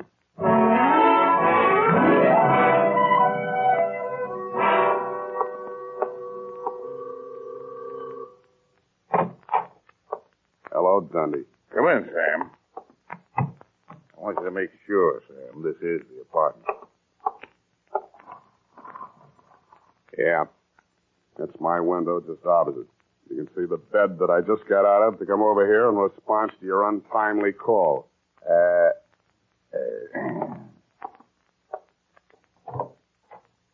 Will you come in here, Miss Dubar? Certainly, Lieutenant. I'm very anxious to meet that man's acquaintance. She was about 65 years old with a pleasant, motherly face, gold-rimmed bifocals, hearing aid, and snow-white hair. Over her shoulder, I could see into the kitchen. Sitting at a table facing away from me was an old man. In front of him on the bench were 3 ship models in various stages of disrepair. Broken masts, rudders, and with a mallet and a tiny chisel, he was shaping a piece of wood. I guessed that it was a broken spar from one of the hulls. Well, Sam, still say this is the same apartment? Yeah. Same apartment, different people. But you must be mistaken, young man. My brother and I have lived in this same apartment for nearly 20 years. She's lying, Dundee. Have you checked the janitor, the building manager, anybody? Janitor says he's been living here since he took the job in 41. We're trying to locate the building manager now. According to your story, Sam, the girl and McCrae had a big row in here, busted up a lot of furniture stuff. I don't see any sign of it. They could have cleaned it up. It doesn't make sense, Sam. Okay, I dreamed the whole thing, but those ship models, I didn't dream them. McCrae mentioned them, the girl mentioned them. Busted ship models. There they are on the table in the kitchen. Thank goodness. What seems to be the trouble now, Dory? Just why is this young man so excited about my model? I declare, then, I can't make head or tail of it. Something about a girl with the same name as mine and a young man, I forget his name, who seems to have killed somebody named Shepard, I believe it was. Just what was it about the ship model, young man? Dory, could it be the girl who brought these over to me to repair? What was her name? It's just on the tip of my tongue. Who did she say sent her then? Wasn't that Shepard? There, no. With all due respect to your age, nuts. I'm getting out of here, Dundee, while I can still remember my own name. I gotta get some sleep.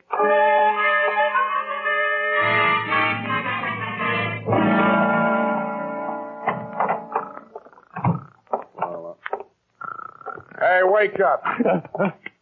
Oh, Sam. Get out of my bed. Sorry. I was beat. I didn't know where else to go. You can go to jail. Their beds don't have inner springs, but it's a free flop. Listen, I had to make that break. It would have been a murder rap for sure. You mean your memory came back? I had a funny feeling I'd seen that guy Shepard somewhere before. And just before I slugged you while we were standing there in the companionway, it came back to me. That guy Shepard, he came aboard ship yesterday when we docked. He flashed a badge on the gangway watch and asked to see the ship's carpenter. The one that made those ship models for you? Yeah. But don't you see? Manslaughter is one thing, cop killing is another. This ship's carpenter, what's he look like? Oh, thin, around 65. Lame. Talks like a Swede. City Morgue. Maxie, Sam Spade. That stiff-tagged Shepard? Shepard, yes, Sam. Just coming back. I think it's all there. Those autopsy boys. Careless. What killed him, Maxie? Puncture wound. Base of the skull. Small, sharp instrument. Anything new on his ID? Well, Shepard seems to be a phony handle, Sam, but it'll have to do till Rita comes along. Sergeant Polehouse let it drop that the boys at his hotel thought he was a detective. Uh-huh. Funny thing about Sheppy boys, Sam. No belt, no suspenders, very loose trousers. How'd he keep them up? By the time I got to him, it didn't matter. I figured he wore a belt, and somebody swiped it off him. That's an interesting theory, Maxie. I'll see what I can do with it.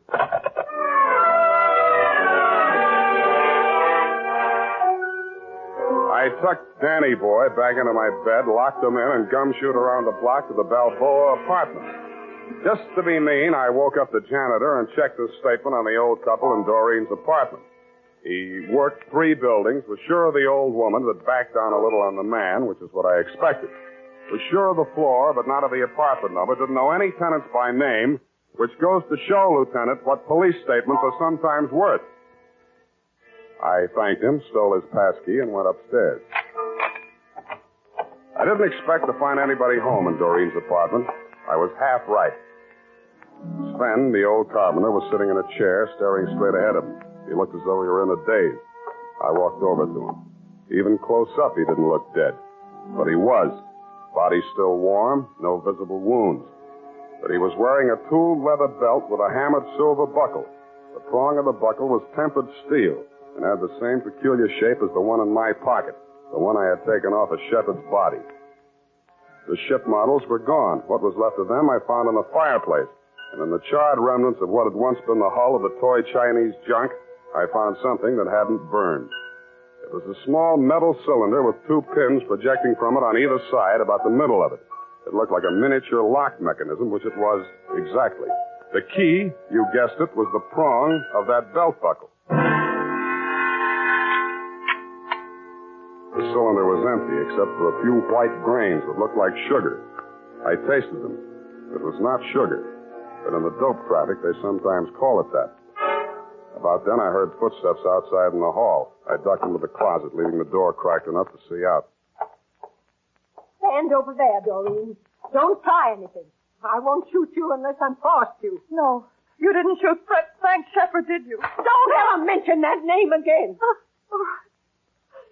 Well, then don't just sit there staring. We've just time to catch the boat. Then, answer me. I don't think he can answer you, Mrs. Brownrigg. Oh, what are you talking about? Sven! Sven! He's dead. He's dead! Oh, careful, she's got a gun. Hand it over, Grandma. You won't need it anymore. You killed him! Yes, I'm a desperate character. Hand it over. Come and get it. It should be easy for you. Such a strong young man, and I'm such a weak old woman. Now, look, you don't have your glasses on, and this 45 is too heavy for an elderly type criminal. Now, sit down and keep quiet. Oh, Sam, I thought you'd forgotten all about me. I've been trying to all night. Where were you? They locked me in a closet in her apartment. Next door? They were going to take me with them, get rid of me on the boat. After what they did to Frank, they had to get out fast. Shepard. Who was Shepard, anyway? Oh, I can't tell you that. He was a federal narcotics agent, wasn't he? How did you know? You just told me. Now, tell me the rest of it. Well, honestly, I didn't know anything about it till about a month ago. I was dusting the ship models and knocked one off the shelf. It broke and something spilled out of it. Mrs. Brownrigg was here when it happened. She rushed for it and ran out of the room with it. She said she'd take it and get it repaired for me. And then this girlfriend of mine came by while I was sweeping the white powder up. She's a nurse. She tasted it, told me it was dope. Well, I didn't want to do anything till I talked to Danny, but she reported it. And that's when Frank Shepard came to see me from the narcotics squad. He told you to play along with them? Yes. They arrested the man Mrs. Brownrigg was selling it to, and Shepard told her he was taking the man's place so he could spy and get evidence. You see. She believed him because of the belt. This the belt? Yes. That thing on the belt, it's really a little key that fits in a little... Yeah. Now, that fits in a little lock that releases the little mechanism that makes the false bottom fall out of a little boat. When did she find out that Shepard was a narcotics agent? I didn't. I saw them together so much that I began to think they might double-cross me. Then I thought about that sailor, Dan, that roughneck boyfriend of hers. So I went to Dan and told him I thought his girl had taken up with Shepard while he was away at sea. And I had to let Dan think the worst because I was sworn to secrecy. But Dan's so violent and jealous, he said he'd kill Shepard, so I came to you. Yeah. You were a witness that Dan hit me, and I thought we might have him arrested so nobody else would get hurt. But, I guess you were too sleepy to care. What? Sorry. I must have dropped off. To sleep.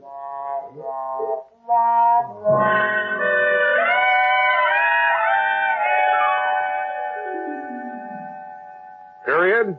End of report. But, Sam... Yes, Angel? Didn't you arrest that terrible old Mrs. Earwig? Brownwig, Effie? Wasn't it Brownwig, Sam? One of her aliases, no doubt. In reply to your previous question, yes. Who killed Mr. Shepard, Sam? And how? Look, Eff, you'll recall that Sven was shaping a piece of wood with a small chisel and a mallet. The fatal wound, you recall. Oh, and who killed Sven? Sit down. I want to have a serious talk with you. Oh. Now, over here. Yes, Sam. Stop twisting your handkerchief. Yes, Sam. Effie, sometimes I think you've been a detective secretary too long. What's the outlook? Sam, are you trying to tell me that my services are no longer required? See, that's what I mean. You jump to conclusions. As in the instance of the death of Sven. I only asked who killed him, Sam. Exactly. Did it ever occur to you that some people, especially old, feeble people, just die? Yes. Quietly?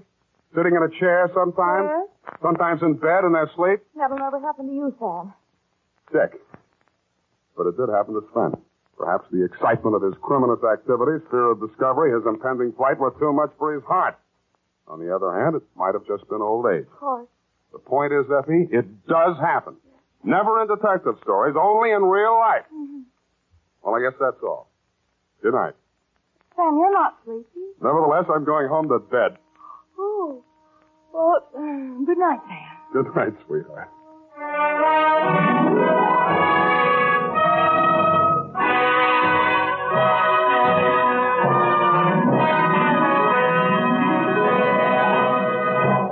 This is the United States Armed Forces Radio Service, the voice.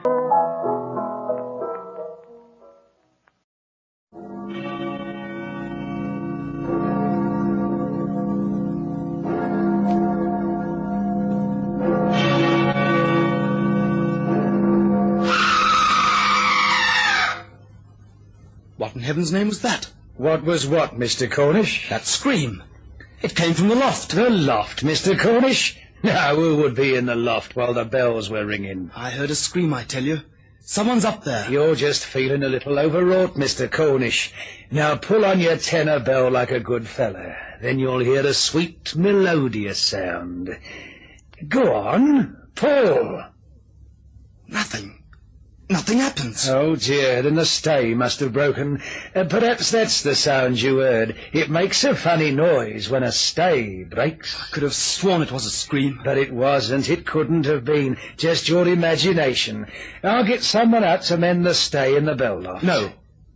I mean, we can't have a stranger here. Not a man from the village. It won't be no one from the village, Mr. Cornish.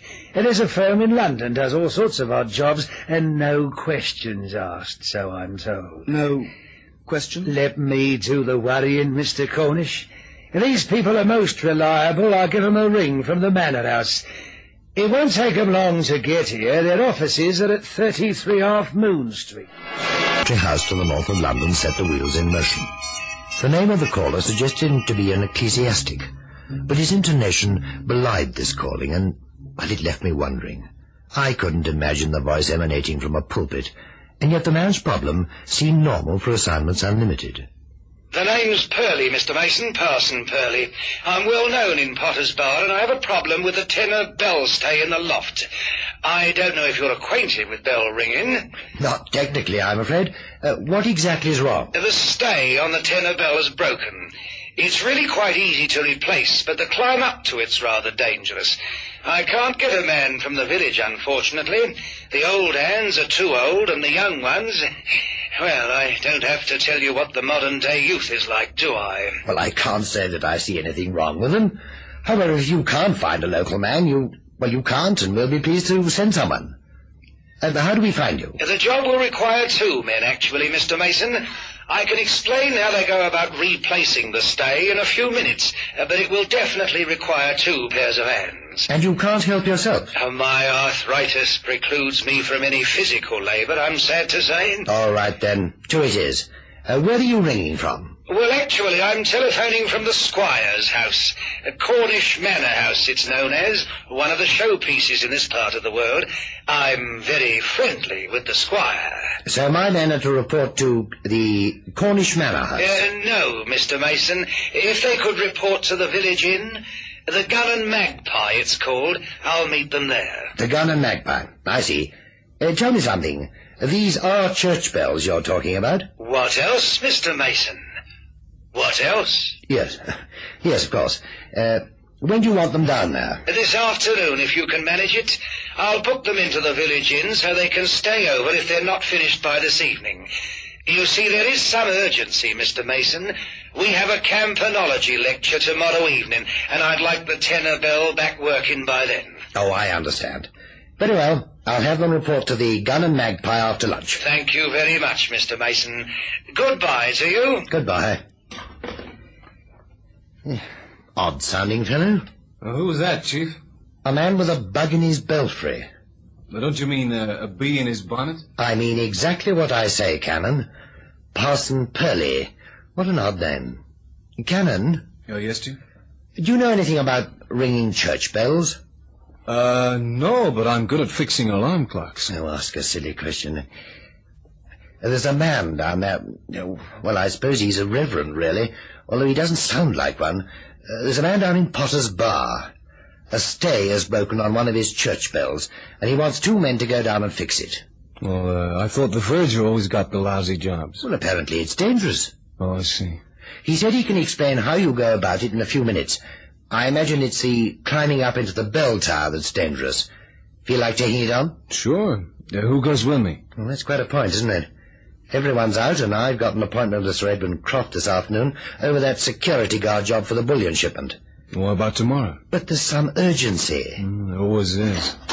Hi, Chief. Hi, Canon. Hi, Gail. Hello, Gail. Did everything go off all right? Perfectly. Gail, would you take on a job that entailed climbing up into a belfry? What do I rescue this time? A bat? Well, you'd be Canon's assistant in making a running repair to a bell stay. Oh, easy. When do we leave? Right now. It's in Potter's Bar. You could have lunch on the way. Oh, boy, an expense account. Oh, but let's wait until we get to Potter's Bar. There's an offbeat pub there that sells cider and whelks. The Gun and Magpie. Chief, how would you know a place like that? Well, that's where you meet the client, Parson Purley. In the pub? How quaint. That occurred to me. By the sound of his voice, he'd be more at home in Petticoat Lane than at a pulpit. However, that's no concern of ours. Take the car and enjoy your lunch. Roger. What are you looking so sour about, Canon? The first time in 3 weeks we get an expense account, and you have to pick a pub that sells cider and whelks. Sir, 2 pints of cider, 2 pints of whelks, and a loaf of Ovis with farm butter. Thanks.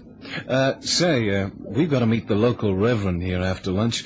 Will he come in the bar, or should we wait in the lounge? We don't know him, you see. Reverend Martin Wells, sir? I mean Parson Purley. Him. You had me fair worried for a minute, sir. Well, if Purley said he was going to meet you here, then he'll be in the 4 Ale bar. Who is this Parson Purley, then? Oh, he's a foreigner up from London. Came here a couple of years ago when the old church was up for sale. He bought it and the 10 acres of land that stands on it. He's a pig farmer, and from what I hear, Chow, not a very good one. Still, he's always got plenty of ready about him, so maybe he's got private means. Then he's not a parson. Oh, bless you, lady, no. The opposite, I'd say. No, it's a nickname. You know, from him buying the old church. You know how it is. Yeah, well, we came down to mend one of the bells. Oh, them. Drive you balmy, it would.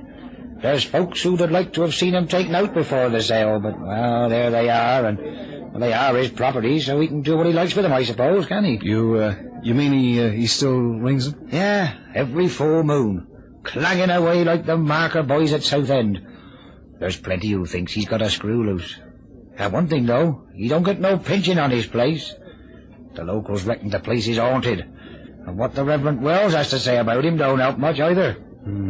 Well, now I know why the verger didn't risk his neck. Lord of Bitterary! Excuse me, ladies, sir. All right, Ted, I'm coming. Well, what do you know? The chief's got second sight. A deserted church, haunted at full moon. If you're trying to get a rise out of me, Canon, you're wasting your time. We mend the bell in the daylight, with any luck this afternoon. Excuse me. The barman said that you're the man from London who's come to fix my tenor bell. I'm Purley. Oh, hi, Mr. Purley. Mr. Purley? Well, the bartender said the parson was on your nickname, and we're taught to be polite. The barman's a fool. However, let's not dwell on it. Didn't the other man come with you? I distinctly told Mr. Mason that the task would require 2 pairs of hands. Well, meet my assistant, Parson Purley, Gail Hamilton, assignments unlimited. A woman? Don't worry about her, Mr. Purley. She's as good as any 2 ordinary men. It's not that, it's, how are your nerves, miss? Like Toledo steel. She can climb anywhere and has a head for heights. Oh, I see. Well, Mr. Cannon, we have a society in Potter's Bar. It's a private society, and the details don't really matter. Suffice to say that I'm the head of this society, and the name Parson is not altogether an irreverent nickname. I did hope to have the tenor bell repaired this afternoon, but at a hastily convened meeting it was decided that no work could be carried out in the old church in daylight. Oh, I see. High jinks under the high moon. That was not terribly funny. Oh, don't worry about me, Parson. I'm the fifth wheel to the wagon. Whatever you want, we'll do it. Anywhere, anytime, remember? It was because you have to work at night that I was thinking about the young lady. There are certain scurrilous rumours about the old rectory. The locals in Potter's Bar are notorious gossips. And they say the joint is haunted. Gail here will take it all in the right spirit. That's right. Oh, then if I may be permitted to show you the ropes... Yes, show you the ropes, both literally and metaphorically. You see, it's in the ropes that the danger lies. If you don't do it right, you can hang yourself better than the public executioner could.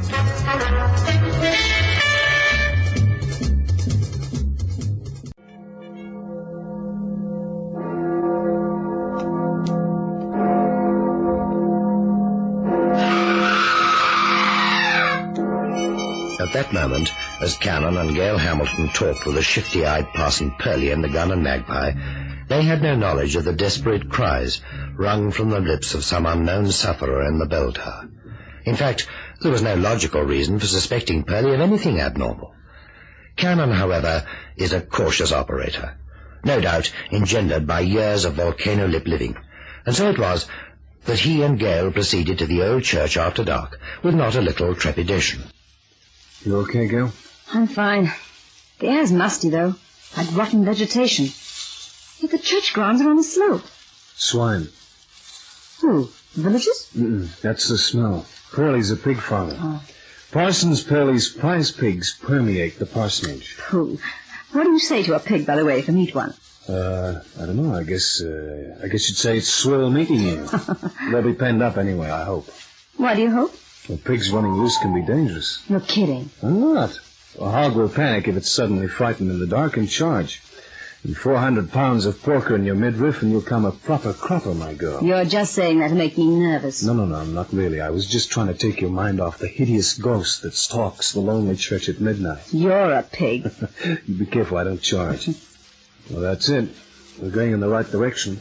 Gives me the shivers. Why do we have to make the repair at night? I think that barman's right. Parson Purley's as nutty as a fruitcake. It could be. But then he doesn't know we're starting 1 hour early. What was that? I don't know. But it sure didn't sound like the mating call of a nightingale. It came from the direction of the church. Well, they won't expect us around yet. It's maybe one of their screwy rights, you know, like a thumb screw. Well, what do we do? We'll fix the bell stay like the man said. That's what we came for. Come on, can't be far now. Barely a scream away. Penny. Penny for your thoughts. I never complete the quotation. I once asked a doll in Idaho a penny for your thoughts. She thought I said a penny for your shorts. Of course, it was her bloomer. Cannon, I appreciate your kindness in trying to keep my spirits up, but my morale would improve greatly if you just shut up. Anyway, there's the old church ahead now. Yeah, and all lit up. We skirt round the side and shinny up to the bell tower. I'll have a quick look inside to see if anybody's around. Well, I'm glad the lights are on. Yeah, makes it easier to work. You go on around the back. I'll take a look in the front door. I may as well come with you. There's no real hurry. But why don't you admit that you're scared to blazes over that two-headed ghost? I am not scared. Okay. Go look in the window. You see anything? Not a soul. Okay. Come on, let's go up. There's some iron staples in the wall here someplace. They lead right up to the loft. Saves us going via the ringing platform, and it's safer. Why safer? Well, you heard what the parson said. If you catch your head in one of those ropes, it'll hang you quicker than the executioner. Oh, here we are. Here are the staples. Okay, Gail, honey, let's climb. Come on. Up. Just mind I don't tread on your fingers, huh? Come on, it's not much further. Nearly there. Yeah, that's me. Now you come up. Go on. Thanks. Yeah. There, you see that little one that's tilted nearly upside down? Well, that's where the stay's broken. Well, it's easy. Shouldn't take more than an hour. From the person's explanation, I don't see how it works. That's because you have no mechanical mind. You see, the ropes down below on the platform are each attached to a bell. The rope is pulled until the bell is in an upright position. Then a light pull, and the bell swings down and rings. Those oak staves at the top of the circle are the stays. If they weren't there, the bell would swing right over in a full circle. The one on the tenor bell is broken, as you can see. That's why the bell's tilted at a crazy angle. I see. But the big bells only clear the floor by a couple of feet. Well, if anyone started ringing right now... Well, go on, say it. The bell would crush you to pulp. But we're safe. There's nobody here. We didn't look down on the ringing platform. Well, suppose you look now. Yeah, through that hole in the floor. I'll get the tackle ready to move the tenor bell. All right.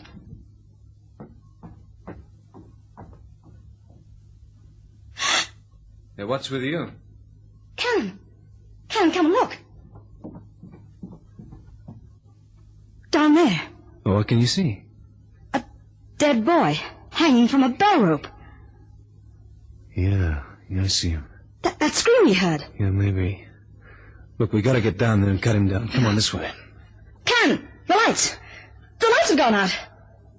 Hey, Gail, get down. Lie flat. Get down, Gail. Flat on the floor. Come on.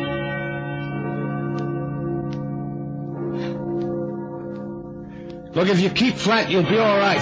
Who's ringing them? There's nobody there except a dead boy hanging from a rope. Look, I'm going to crawl over to the center hole. You stay here and keep flat. If you try and stand, you'll distribute your brains around the bell tower. What are you going to do? You can only be a ghost, and I brought my ghost cure outfit. Now you stay where you are.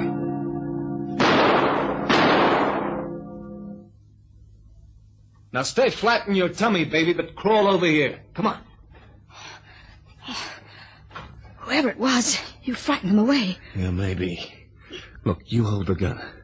I want to use my flashlight. If anybody shoots, fire at their flash. Okay. All ready? Nobody. Not a sign of anybody the bird's flown. Cam! The body! It's gone! So it is. I never saw a faster resurrection. And the rope's been cut. The rope he was hanging from. Who could have got up there? Now listen carefully, honey. You and me, we're going to climb back down those outside staples and run for it across the fields. I want you to play act that you're awful scared, okay? Who says I need to play act? My knees are knocking anyway. No, well, with the price of nylons today, that's vandalism. Come on, let's go. All right. Now, don't fall whatever you do. You okay? Yeah, fine. We're nearly done. There. Hello? Sorry, did I startle you? Good evening, Mr. Cannon. Right on time, I see. Shall we go in? I have the key. How long have you been here, Pelly? Oh, I've just arrived this minute. Why, did you get here early? We did. And you won't need the key. The door's open. Really? Who opened it then? It was open when we arrived and the lights were on. Follow me, quickly. There. It's locked, as you see. Let's go in and I'll switch on the lights. Take a pew. Literally and metaphorically.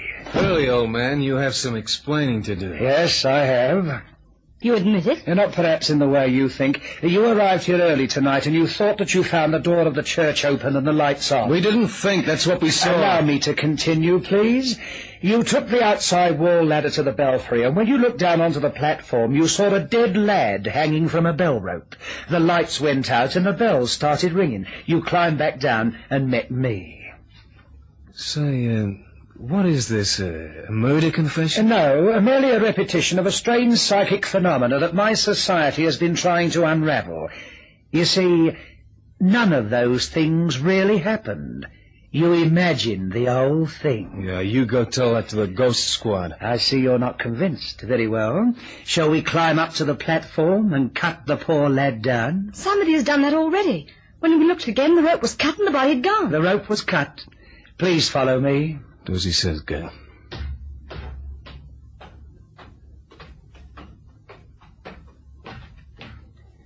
Well, here we are. Now, Miss Hamilton, which rope was cut? Cannon, it's all in one piece again. I know it's frightening, but no harm can come to you. It's a sad tale. The boy who was accidentally hanged by the bell rope.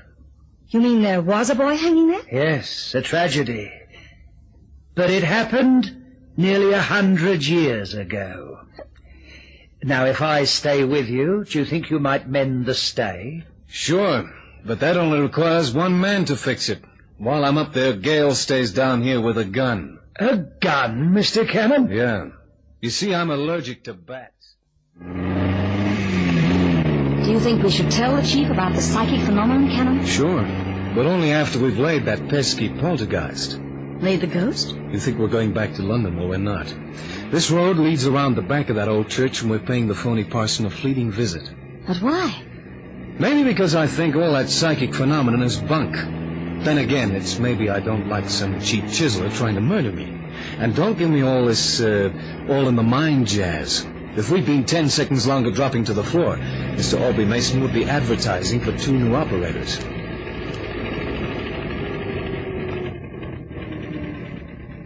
Now, there's a stream runs from here right past the church. Come on, take off your shoes. We walk in the water, and if it gets too deep, we swim. But why go back? Because I got a feeling that the parson's going to have a meeting in that church tonight, and I want to be there to listen to his sermon. Only I don't want him to know about it. Must we walk in the river? Yep. The parson uses those hogs like watchdogs. And there's something about pigs I didn't mention. Together with the camel, it's the only animal in the world that can't swim.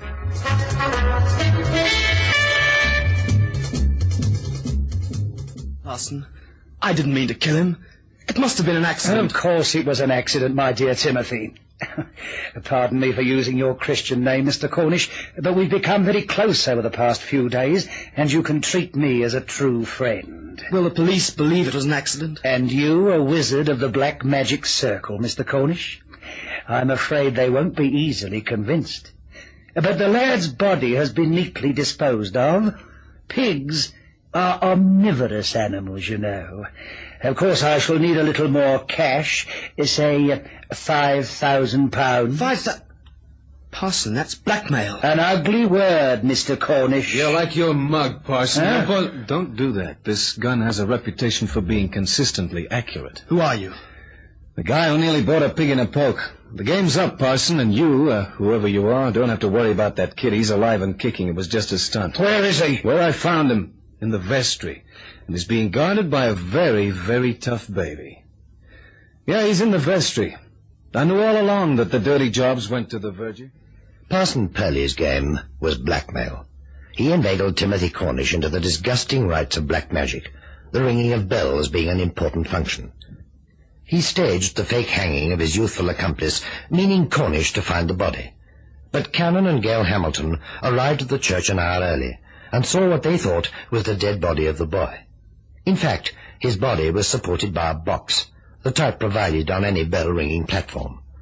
Knowing he'd been seen by strangers, the youth turned out the lights and began to ring the bells, with the obvious intent to kill my 2 operators. But Cannon is hard to kill. Oh, and he's a hard-headed businessman, too. Parson Purley went to jail for a long time, but Timothy Cornish settled the bill, quite handsomely, too.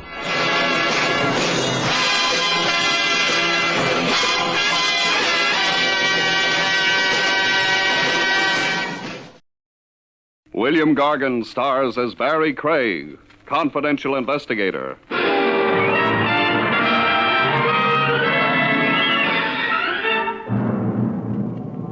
There's a place somewhere, folks, away from the hurly-burly, where everything is slow and easy, and you can sleep around the clock without being heckled. I could be referring to a cemetery.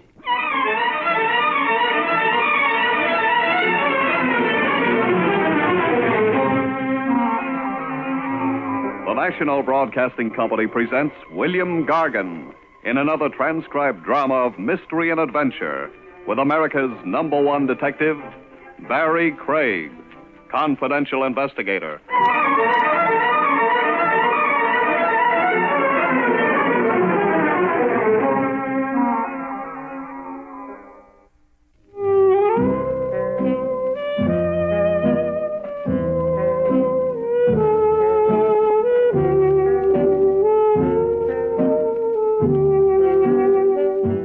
Barry Craig speaking. On call like I am as a confidential investigator, the open door, come one, come all, you don't always get cases that run according to Hoyle. Every once in a while, you catch yourself a Lulu, a case that puts a strain on your imagination. A case, say, in the category of spookaroo. You find yourself hobnobbing with ghosts and talking turkey to the dead. One like that began for me in the New York office of the Trans-Southern Insurance Company of Omaha. I'd been urgently requested to come calling, please, by a claims agent named Brennahan, Roy C. Brennahan. I'll explain the assignment we have for you, Craig. Before you do, answer me this. What's with your regular investigators? Why pull an outsider in? Well, we want this investigated unofficially. We don't want to stir up anything that will expose us to a libel suit. I catch. In case you're pulling a boner that's a butte, harassing innocent people. Yes. What's the story? Our file number 15466. Double indemnity case, now officially closed. We paid out $50,000 to the widow of a subway accident victim named Remo Torch. This was 90 days ago. So? I'll now play you a recording I secretly made of an anonymous telephone call I was party to yesterday. Now, listen carefully, Craig. Hello. Hello, Mr. Roy Brennahan, please. This is Roy Brennahan speaking. I've got some information for you. Yes? Your company paid a $50,000 claim to a Mrs. Remo Torch 3 months ago. You remember it? Of course, sir. Remo Torch fell to his death off a subway platform. What about it? The claim was a fraud. It wasn't Remo Torch who fell under a train. But his widow identified the body. The identification was false. Who are you? A friend. Goodbye. Mister, wait, don't hang up. Identify yourself, and there's a bonus. But my anonymous caller hung up, Craig, without identifying himself. I thought about it overnight, and today I called you in. Oh, it could be a crank call or an envious relative with a weird sense of humor. You must get 1,000 crackpot telephone calls. Yes, we do. We can't ignore them. Even if there's the smallest possibility of recovering a paid-out claim. Yeah, I've heard about the insurance claims agents, the fanatical watchdogs you fellows get to be. You're hoping and praying I turn up a scheming widow and proof that a third party was pushed off that subway platform and the corpse palmed off on you as Remo Torch. Handle this delicately, as if we have nothing to do with it. Like it's a case of your own. I can't be too delicate about exhuming a body. I need to get a court order for that. So do you want to get yourself another boy? No. I'll stick with you, Craig. Or be stuck with me. 10%, Brennahan.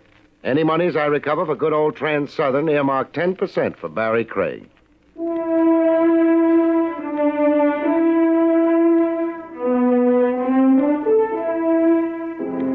While waiting for red tape to unravel on the court order for exhumation of a corpse, I went to see the scheming widow.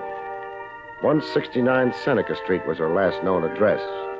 The street where the drunks outnumbered everybody else. I ran into a very curious development at 169 Seneca. No Widow Torch. The janitor, who looked like his mind wandered, explained the widow's absence. Widow Torch is dead.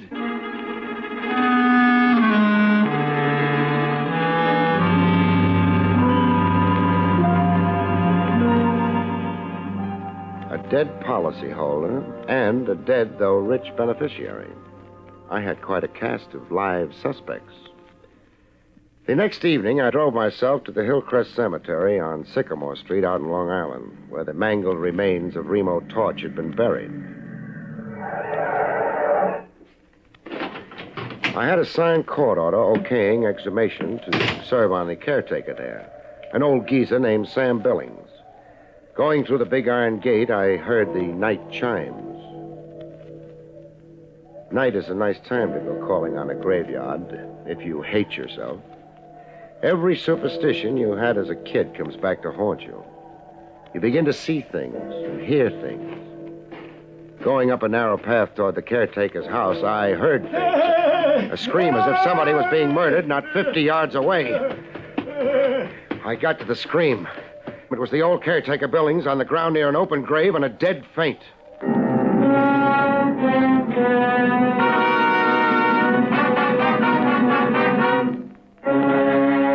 caretaker came to, pop-eyed as if he'd seen the devil and clawing at me as if I was the devil. Quit it, Billings. No, go away. Keep choking me and I'll have to flatten you. I'm Barry Craig, a confidential investigator, now concentrating on insurance. Now, if you can collect your wits, old man. You're an investigator? Who'd you think I was? Him. Him? Who? The reason dead. Makes sense, old man. I was making my rounds like every night when I heard a noise. A noise I'll never forget if I live to be 100. The odds are away against you, the hypertension you've got. I turned to look, bringing my light close, and it was the lid of a coffin coming off, as if by itself. Neatest trick of the century. And then what happened? I lived to be 100. We've already been through that. Then the dead man got up and stood there, alive as you're standing here, all green under the moon. How does the rest of the hallucination go? I watched him go off, not making a sound, and walking in a funny little hop. And then... You screamed and fainted dead away. The next thing you knew, you had your fingernails in my neck. Now get your bearings and throw a light on that coffin.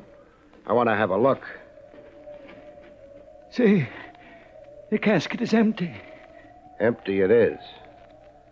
So a stiff came to, forced the lid open, turned green under the moon, and then went on the town. It's something to believe, but I saw it with my own eyes. With that 20/20 vision you don't have, did you also see who dug him up?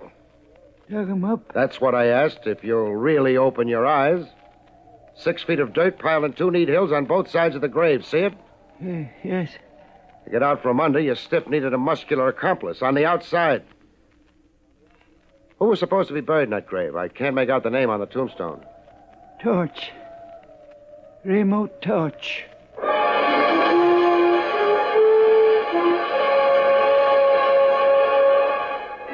The case was coming to life, but literally. I left caretaker Billings to sleep off his jitters and got into my car. Driving down tree-shaded Sycamore Street, my headlights picked up a character moving along the sidewalk in a funny little hop. A funny little hop were exactly the words the caretaker had used describing his stiff who'd come alive. My man on the sidewalk was loping along like that, a kind of hop, skip, like a guy who had no control over his reflexes. I switched from brights to dims, slowed the car down to a crawl, and trailed him into a tavern, a big neon sign advertised as Barnstable Inn. I went in after him. My man wasn't after eats or bottle goods. He was out to make a phone call. I watched him thumb through a directory, then get into a booth. As soon as it was safe, I eased into the adjourning booth to hear what I could hear. I must see you. At once, tonight. Well, you must come. In Burnside Park, near the fountain. I'll be there waiting for you. I watched him start for the open door of the tavern. I checked the phone directory where he'd left it open and read off the name where his fingernail had left a line under it. Mrs. Verna Talbot, it said. 2580 Merrydale Drive. A guy risen from the dead was dating a woman.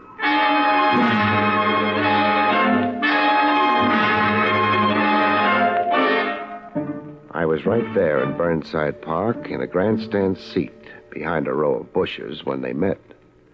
My man was hanging off to his side as if he wasn't really meeting the woman, but ambushing her. I could hear her high heels clicking toward him. Hello, Mary. What? Mary? You're calling me Mary? Yes. You're not who you said you were on the telephone. No, I'm not. It was a ruse to get you to come. I'll come out of the shadows so you can see my face. Well, Your face is chalk. it's a dead face. And your eyes. They're dead eyes, Mary. I've been dead, but I've come back. I've come back to claim you, Mary. Mary, my wife. Oh, you're insane. I'm not your Mary or your wife. I don't even know you. Let me go. Help! He wasn't just claiming her, he was strangling her. I got busy. Let go of her, mister. Suppose we postpone introductions for later.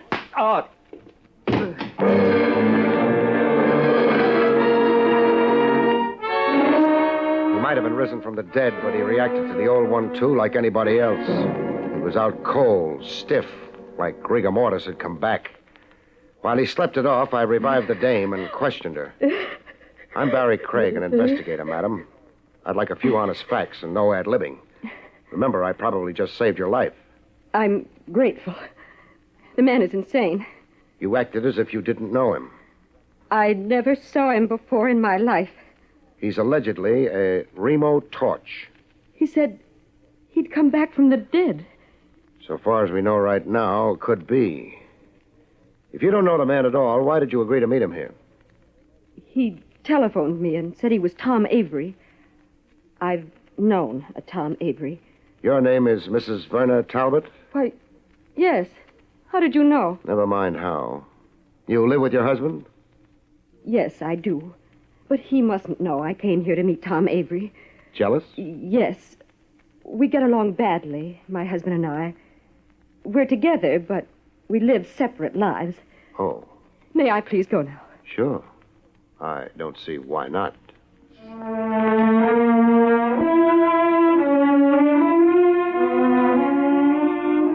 I watched her melt into the night, half mink, half woman. Then I sat down to rest up, take stock, and wait. I'd sure found myself a bright way of making a living. There I was in a public park at 2 a.m., waiting for a corpse to rise for the second time in one night. This time out of dreamland.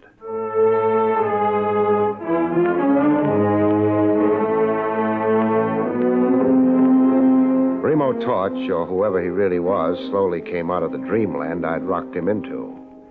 He got up on his feet, rubbing his jaw where I'd clipped him. With a wild gleam in his eye and his teeth showing, as if he were getting set to jump me, I threw a gun on him fast. Don't try anything, Torch, or I'll prove to you that dead men bleed. Gonna do what I say, nice and cooperatively? I'll do what you say. My car's outside the park. We'll get into it and drive to my apartment. To your apartment? For a heart-to-heart talk. Shake your head and I turn you over to the cops. It's all the choice you've got right now, me or the cops. I'll go with you.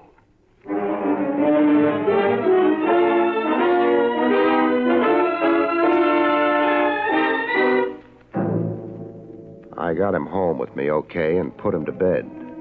When he fell asleep, I handcuffed him to the bed and tied his feet. Then I showered and waited for daylight and a good morning chat with Lieutenant Trav Rogers at Willie's Coffee Pot. I don't get half of what you've told me, Craig. Half's enough to hold you for now. Feed ghost stories to little boys a spoonful at a time, an old teacher of mine used to say.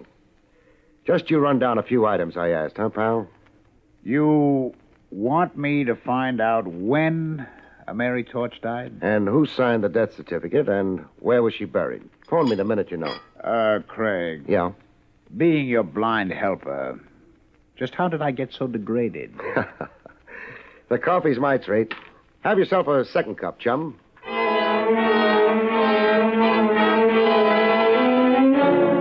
Torch was wide awake when I got back from Trav Rogers. I untied his feet, but kept the handcuffs on. All recovered from your busy night, Torch? What do you want with me? I'll settle for the story of your life. I can only remember the story of my death. I died August 28, 1951. Okay, I'll play straight man. Go ahead and tell me the story of your death. My last day alive was a Friday. After breakfast, I left home and my wife, Mary, to take a subway train downtown. In the subway, the express platform was crowded, as it always was. But waiting for my train, I could feel one man closest to me. Why this one man? He went everywhere I went. What did he look like? Seeing him was like looking into a mirror and seeing myself. He resembled you? This man who was always behind me was a man with my face. Oh, go on. He was behind me, this man with my face. A train was coming in. I heard its warning sound, and then I saw it come at me, hissing like an iron dragon with enormous eyes that held me spellbound. I tried to push back, but hands threw me forward into the jaws of the iron dragon. No! That's how I died, August 28th, 3 months ago. You don't believe the story of my death? When I do, peddle me to Bellevue. That's how you were supposed to have died August the 28th last. That's the phony story in the Trans-Southern insurance files. You were supposed to have died like that, Torch, only you didn't. Somebody else did. Somebody else did? Yeah. The patsy whose remains were identified as Remo Torch. The poor devil who was really in that coffin you supposedly stepped out of last night. Excuse me.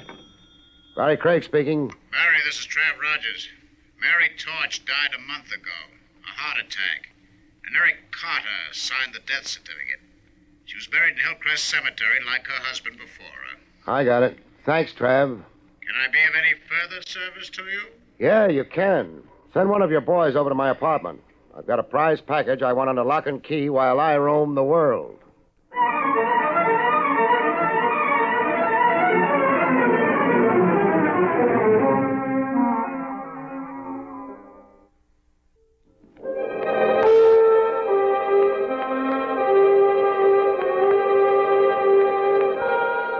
I had the graveyard habit. There I was again at Hillcrest Cemetery, waving another court order at old caretaker Billings. This time with the name Mary Torch spelled out on it. Old Billings read the court order, sneaking a little foolish grin at me as he read. Here's to be an order, Mr. Craig. Can you round up a couple of diggers right away? They can build Trans-Southern for the labor. It's easy to do. For a guy hoodooed by the risen dead last night, you're looking mighty cheerful today. I'll bet a tombstone you solved the mystery of the empty coffin for yourself. You're a discerning man, Mr. Craig. You found a body somewhere. The body the real Remo Torch sneaked out of that coffin before he got into it. In time for you to come along and get a knifeful. I'm right, huh? You're right. And I'm a foolish old man. Where'd you find the body that was buried as Remo Torch? Not 20 feet from where we're standing. Show me. Right here, by those flower beds it was. Buried shallow. Flowers had been tramped on, and I went to investigate. I saw the dirt had been turned over fresh, and then I noticed a foot. A foot sticking... Cut. Leave something to my imagination. Now go round up those diggers.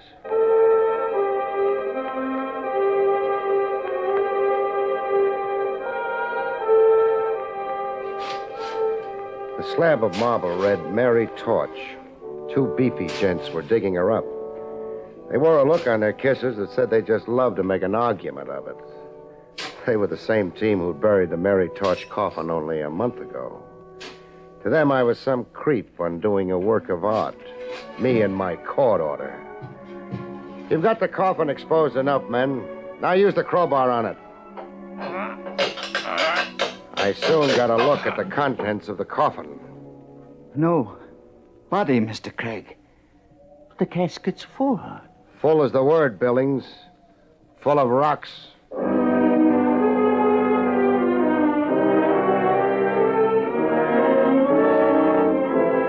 The answer to the rocks was obvious. Mary Torch's death was a phony, and ditto her burial. I found out how it was maneuvered by an entry in the cemetery record book. It's the name of the undertaker you want? Or whoever supervised the so-called burial. Here it is. Mary Torch. And Eric Carter supervised the burial. Does the name mean something to you? Does it? Eric Carter's the same joker who also signed the phony medical certificate.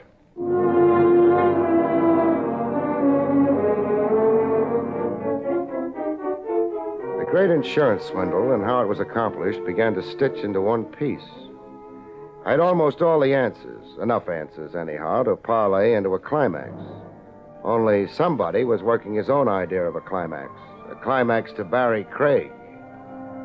I'd left Hillcrest through the big iron gates for the drive back to Manhattan. I switched on the ignition.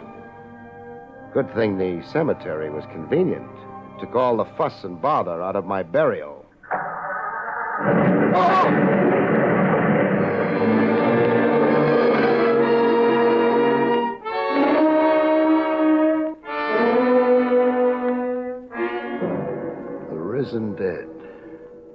getting a whack at the trick myself.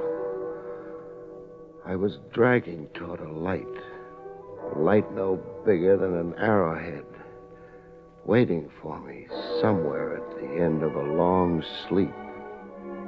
And bells tolling morning.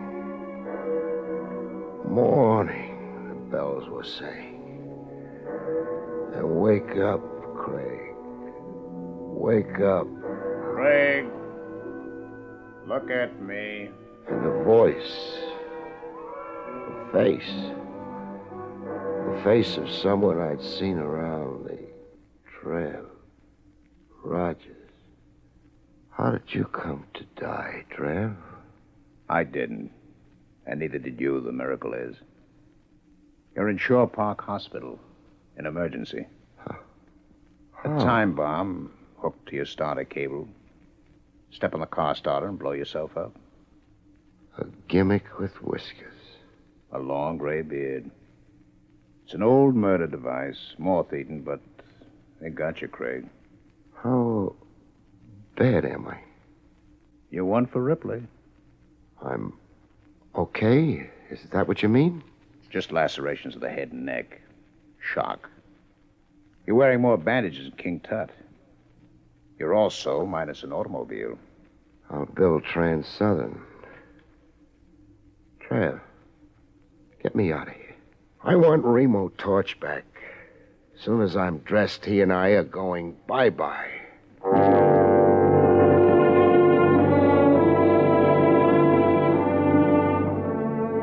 I taxied Remo Torch across town to an address in my little black book, 2580 Merridale Drive.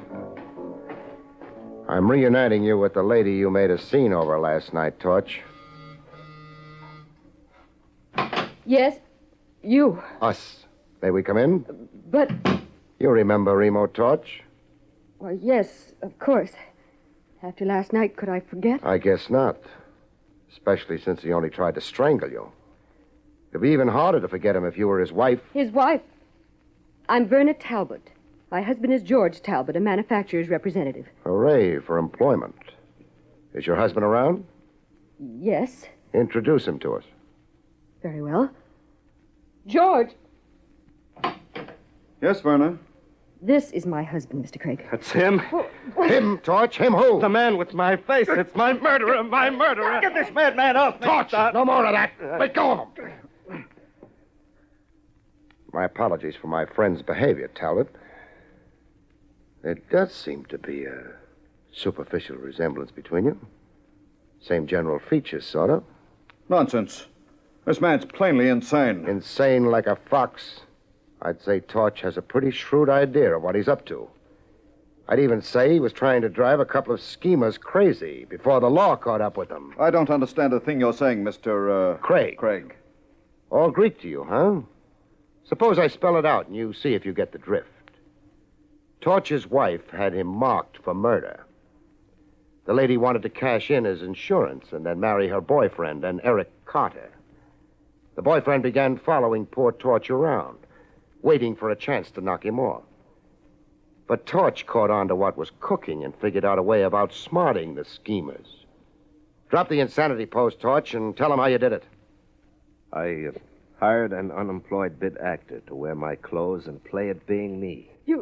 The actor came down the steps of Torch's house every morning, stopped at the same newsstand, then went into the subway to ride to his office, as Torch would. Am I right on that, Torch? Yeah. The device worked. You fell for it, Talbot, because you'd never actually met Remo Torch. Did you say I fell for it? I said just that. You pushed a stooge hired by Torch under that train. Madam here identified what was left of the stooge and collected her $50,000. But Torch was really alive and kicking all the time. How much does it take to coax a confession out of you, Mr. Eric Carter, alias Talbot? Or you, Mrs. Torch? We're caught, Eric. Are we, Mary? I rather think I have our little problem very much under control. Keep your hands as they are, Craig. No good, Carter. How far do you think a gun's going to get you? Oh, I told you we'd lose, Eric. Stop whining, you fool. Face it, Carter. The lady wants out. The way it's stacking, I'll bet she turns state's evidence. Now drop that gun. Get back, Craig. I said drop it. Hey, you crazy fool, let go, Mike. Oh.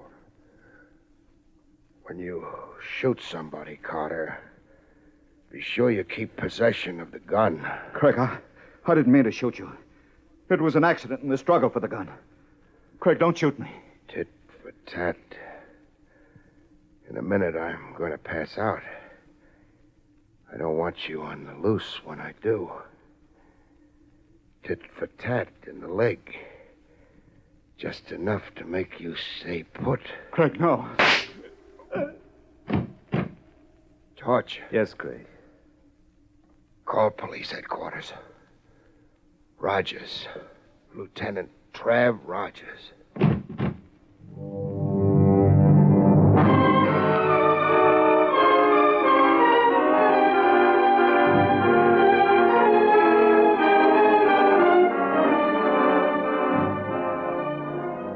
Wake up from a long sleep, and there's the same face in front of you, like a pin-up on a wall.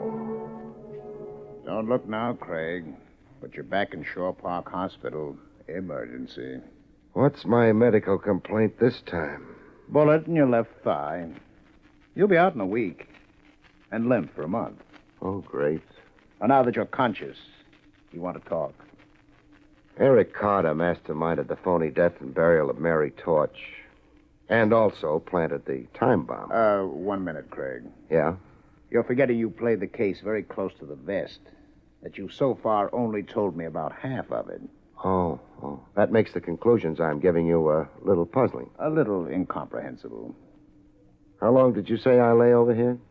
A week. Pull up a bed, Trav. Pull up a bed? I got a long story to tell you. As the conscientious officer of the law, I know you want to hear it. Weak as I feel, and long as the story is, I figure it will take about a week to tell. Good night, folks. See you next week.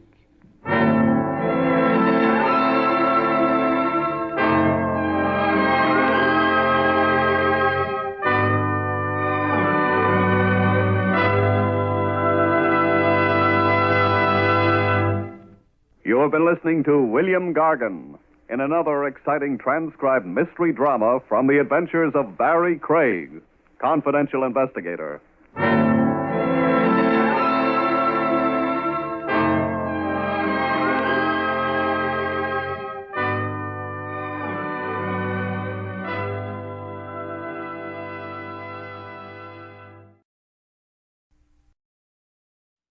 Broadway's My Beat, from Times Square to Columbus Circle, the gaudiest, the most violent, the lonesomest mile in the world.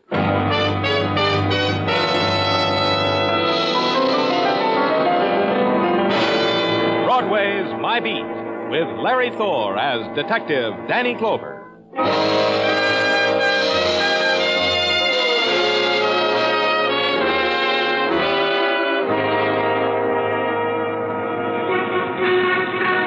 In the sunlight of April, Broadway shimmers like an enchanted garden. It's the place where golden women glide past mirrors of chrome. And you're happy because the reflection of all their smiles were for you. And nighttime comes and the sudden whirlpools of color are flung skyward from jeweled fountains. And you're happy. It's the once-upon-a-time land you've searched for. In the morning, you wish it never happened. It's Broadway, My Beat.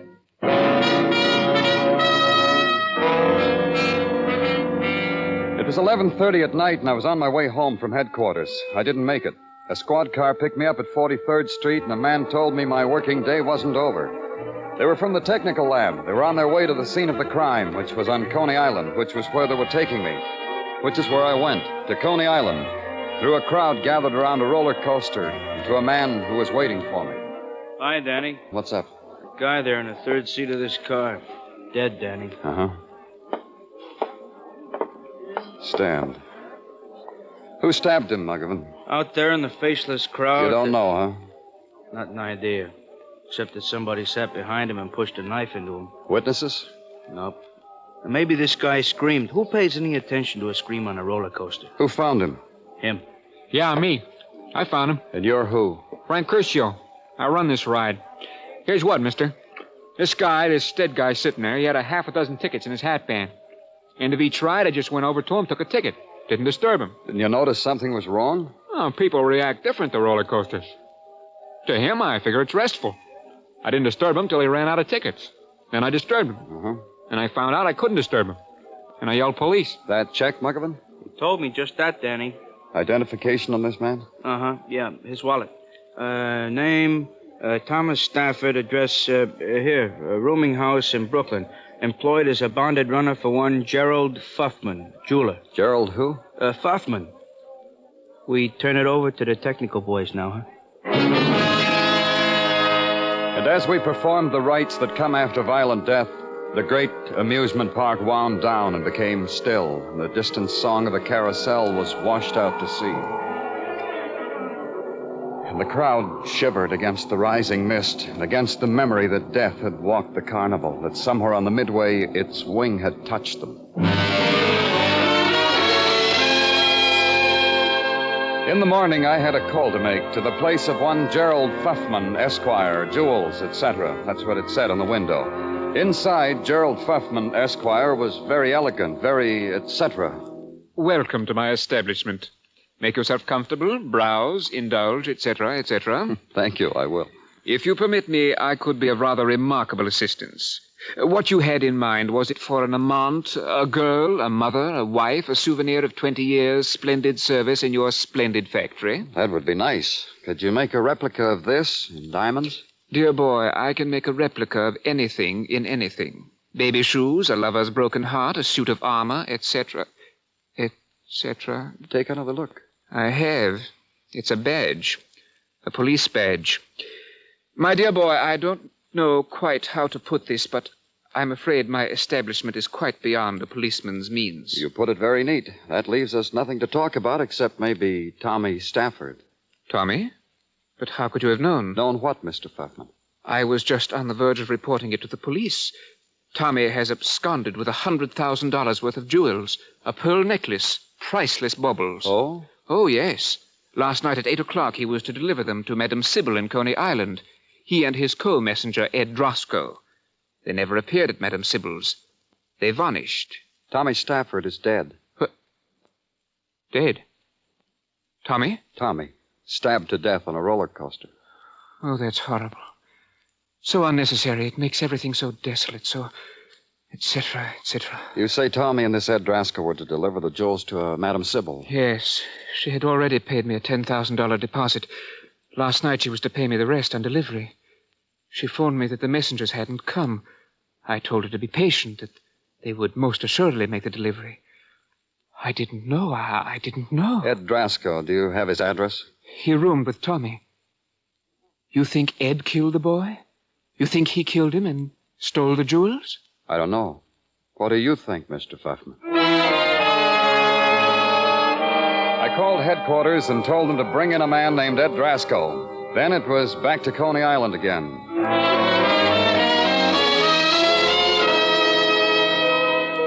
At noon, Coney looked like a desert of unwound toys. I asked a man where I could find the establishment of Madam Sybil. He tried to tout me to the establishment of Madam Bernice, who was a girl who could really read bumps on the head, but I held out for Madam Sybil. He sighed, nodded his head that way, and I went. It was a wood-framed shack with a couple of windows decked out in silhouettes of a man's head. A man's head with bumps on them, each bump with a special name. The sign on the door said, "Walk in." I did. Madam Sybil offers herself to meditation. However, she will be with you within this moment in time. That's nice of Madam Sybil. Mind if I sit down? Please.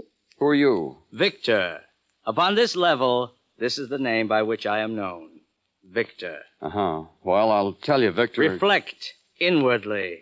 Seek to attune yourself to the vibrations. I've already done that, Victor. You know what?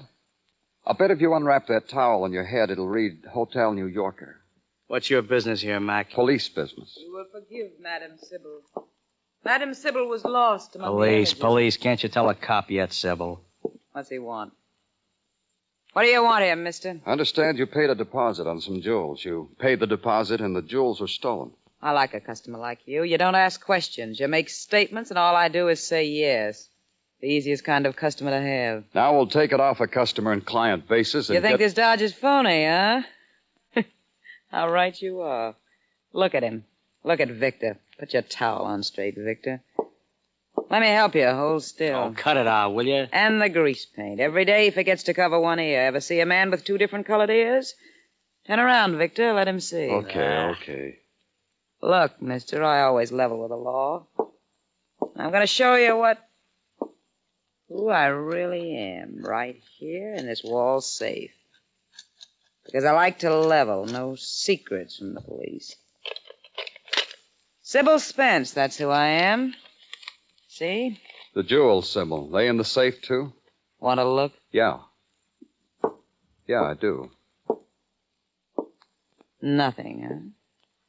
See? On the level. How is it that you can afford $100,000 worth of jewelry, Sybil? Because I got $100,000. More than that, 9 concessions right here in Coney. I got money. There's a law. Then why this corny little pitch, reading heads? I like it. There's a law. The rest of the story, Sybil. Like in the papers, I paid a down deposit. Fuffman sent the jewels. Fuffman says, I didn't get them. Tell him, Victor. Tell the police. She didn't get them. Then neither Tommy Stafford or Ed Drasko showed up. Tell him, Victor. Neither one showed up.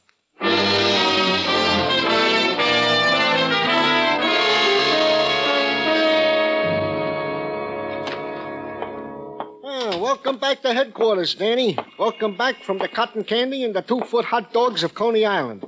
After these heavenly pleasures, it must be rough to get back into the swing of things with us mere mortals. Rough. Oh, here, I brought you some pinwheels. Oh, gee, Danny, thanks. Gee, Danny, when you blow on them, don't they make a ring around the rosy of pretty colors? They're for the Tartaglia children, Tartaglia. Huh? Oh. Well, of course they're for the Tartaglia children. Whose else children? For a minute you had me. Well, Tartaglia? Well, leave us lay aside our childish pleasures and get down to the affairs of the moment, huh, Danny? If you insist. This matter of bringing in this messenger, Ed Drasko, it has not been accomplished. Why? For the simple reason that this aforesaid Ed Drasko has taken unto himself a powder.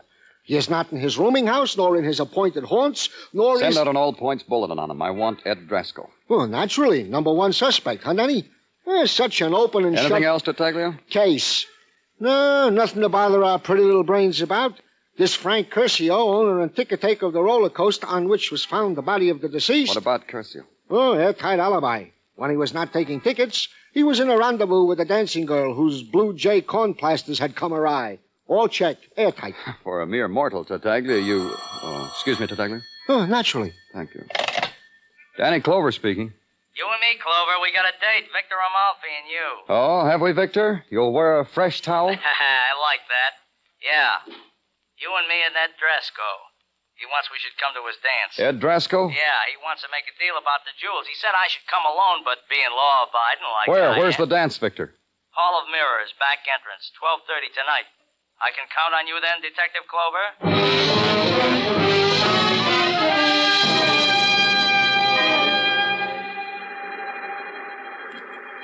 Hello, Detective. Victor, Drasko made contact with you yet? He said he'd be here. I haven't seen him. I've been waiting here, but I haven't seen him. Tell it to me again. Why should Drasko contact you? So simple. A guy steals $100,000 worth of jewels, double-crosses his employer, kills his buddy. The jewels are hot, he can't get rid of them, so he makes a deal with the madam and me, $25,000. Why did you call me? Well, like I try to impress you on the phone. I'm honest. I'm double-crossing a killer. I called in the cops. You'd like it some other way? Yeah, I thought this Hall of Mirrors was closed. There's someone in there. Maybe Drasko. Come on. You first, Victor. Yeah, I know where the lights are. You better follow me, Detective. A guy can get lost in here. Is that you, Victor, or a mirror? Now there's 6 of you. I'm the third one from the left. Come on. Victor! I'm right beside you. Drasko must have brought a gun. Hey, we're standing here like ducks. With an advantage. How does he know which of us is real and which one a reflection? What are you waiting for, Detective? He's shooting. When are you going to pull your gun? Yeah, I'll do that. Victor, but what'll I shoot at? That way. That way! The shot came from right there. Shoot! Shoot!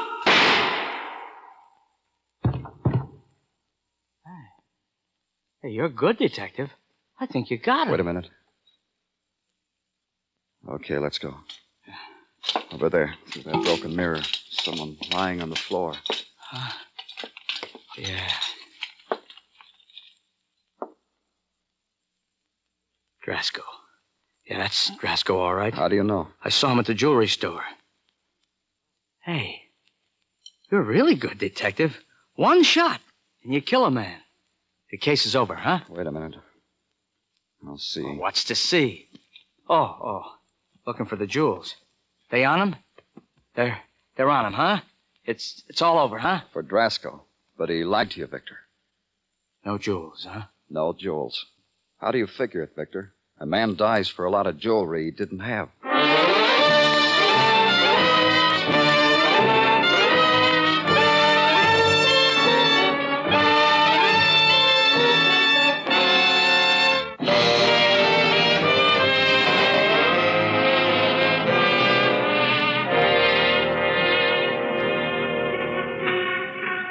There's this about Broadway. It measures emotion, computes sensation in terms of neon and Mazda. On Broadway, all that glitters is gold. When light screams, it goes well on Broadway. When darkness flares, not so good. But the death of Ed Drasko in a hall of mirrors, that was something else. That measured up. Almost as good as the violent death of Tommy Stafford on a roller coaster in Coney Island. And the gleam of $100,000 worth of missing jewels. That was dazzling, worth at least a sack of confetti. Carnival time, that's what it was. Carnival time. Or as Sergeant Gino Tartaglia put it. Danny, you add this all together and it comes out a 3-ring circus with 3 rings. Yeah. Meet the clown, Tartaglia. What are you talking, Danny? You're a hero. You kill a thief or murderer, thereby solving a previous murder. In the book, that makes you a hero. Clown is for laughing at whom? Maybe Drasko didn't need to be killed. What are you talking? You find him with his gun in his hand. Previous to that, bullets were flying amongst the mirrors in your general direction. At a time like that, you're going to stop to ask yourself, should I or shouldn't I? I was eager, Tartaglia. If I hadn't been so eager, a man would still be alive. A man we could talk to, so we could be sure. Danny, before you go any further with this selfish torture, explain to me this business of eager. If I played it smart, if I'd shown myself, maybe Drasko wouldn't have been so quick with his gun. I could have waited to take him. By the way, where is his gun? In technical for a routine check. Registry, fingerprints, and all the so forths and so forths that technical does with a gun. Yeah. The list of the missing jewels, is it out? It is out, Danny, which brings me to the tidbit of the day. A tidbit which will bring a smile to your gloom, a ray of sunshine to your... Just a tidbit, Tartaglia. Of course. We are just in receipt of information, Danny, that Paul Otis is honoring the tank in the Coney Island precinct with his presence. I can't tell you how happy that makes me. Wait, let me finish, Danny, before you make another bitter remark. It seems that on a routine perusal of the belongings of said Paul Otis was found on him a diamond brooch which answers to the description of a diamond brooch on the list of the missing jewels. See, Danny? See how wrong you are to doubt me when I am just what the doctor ordered?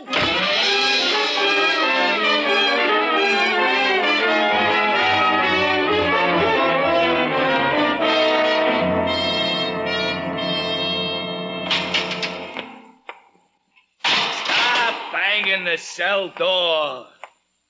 The hangover hurts, huh, Paul? You gotta give me time to get used to being in jail. You'll close the door gently next time, yeah? Sure. My name's Clover, Danny Clover. Clover. You're telling me that because you're going to third-degree me, huh? So when you rubber hose me, I can yell, "Stop, Danny Clover!" Yeah? All we're going to do is chat. Yeah. Yeah, I know. Chat. You want a cigarette, Paul? Yeah. Your kind, with truth serum in it? Yeah. Yeah, you cops. Okay, no cigarette. Where'd you get this diamond brooch? You hurt my head with questions like that. Where'd you get it, Paul? Nowhere. I'm suspicion of robbery, and I'm stuck with it. Murder. Let me out of here! Let me out of here! Paul! Let me out! Paul! Let me out of this! I got a crazy man! Listen to me, Paul. Listen to me. Okay. I'll listen. But don't Don't get close to me, eh? Don't touch me. Paul, a man was supposed to deliver this brooch and some more jewelry. A man named Tommy Stafford. He never showed up. He was murdered. I'm listening. I'm listening real good. Go ahead. Go ahead. Tommy Stafford. You know him? No. How about a man named Ed Draskell? Ed Draskell. You know Ed Draskell, Paul? No, I don't know Ed Draskell, but I'm listening. Look, last night you were picked up in Coney, not too far from the scene of Tommy's murder. You had this brooch with you, a brooch that Tommy had a little while before he was killed. What's the story, Paul? After work, I was in a bar with a girl and drinking. And I opened my eyes and I come upon this dream. I'm all of a sudden in the tank with brooch, without girl. What girl? Who was she? B. Morris, hula type. The type that hulas on the Midway show on Coney. B. Morris, huh? Okay, Paul. No, wait a minute. Wait a minute, you're getting too close. Open the door! Let me out of here! I'm crazy, man! Let me out of here! I had to pull him away from the cell door. When he was aware that my hands were on him, he screamed again, ran to a corner, and with his finger drew a symbol on the air. I took it as a symbol to keep the evil beasties away. It worked. Someone opened the door and took me away from Paul Otis.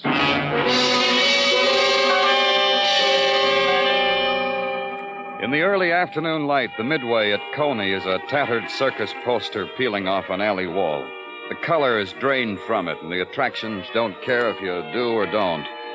Back of the fat man who wanted to guess my weight was another man who wanted me to go back with him into an Arabian night for only 2 bits, 2 dimes and a nickel, $0.25. Back of him were 6 tired harem girls on a platform yawning through recorded-type music from a Coney-type loudspeaker. For the price of admission, he pointed out B. Morris, the one with the biggest yawn. I found a chair inside the tent and waited for her.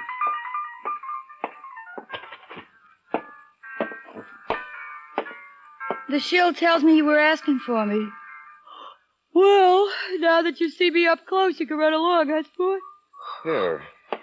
Sit down, Dee. I want to talk to you. It thrills you to talk to an artist like me, huh, sport? Go on, sniff my perfume. Go on. Just talk, Dee. Let's talk about Paul Otis. Him? What's the matter, sport? You jealous of Paul? Tell Auntie B all about it. Go on. Just talk, Dee. Let's talk about Paul Otis. Him? What's the matter, sport? You jealous of Paul? Tell Auntie B all about it. I'm a policeman. I want you to talk to me about Paul because we're holding him for murder. Murder? Paul? You must be kidding. Paul hasn't got enough protein to raise his voice, let alone murder. Murder. The murder of Tommy Stafford. The messenger boy on the roller coaster? Why would poor little Paul want to kill a poor little messenger boy? For a diamond brooch, maybe? To impress you, maybe? Those would be good reasons. Except Paul hasn't got it in him to think him up. Maybe you ought to know, B. We found the brooch on him. Along with the bottle tops in his pocket, we found a diamond brooch. You know him so well, B. Where would Paul get a thing like that? I'll tell you. I'll tell you for free. Maybe he got it the same place I got these diamond earrings. Look at him. Go ahead. Bite into him. Go on. Real, genuine 14-carat diamond. Yeah. They're on a missing list, B. The earrings and the brooch. Missing from 2 murdered men. Where'd you get them? This'll make you open your mouth real wide. They were left on my dressing table in a dirty little white box. Eerie, the whole thing, ain't it, Sport? You didn't wonder where they came from? Who asks where diamonds come from? We do, B. Policemen do that. Let's go where it's cool and quiet and official and talk. Like at headquarters.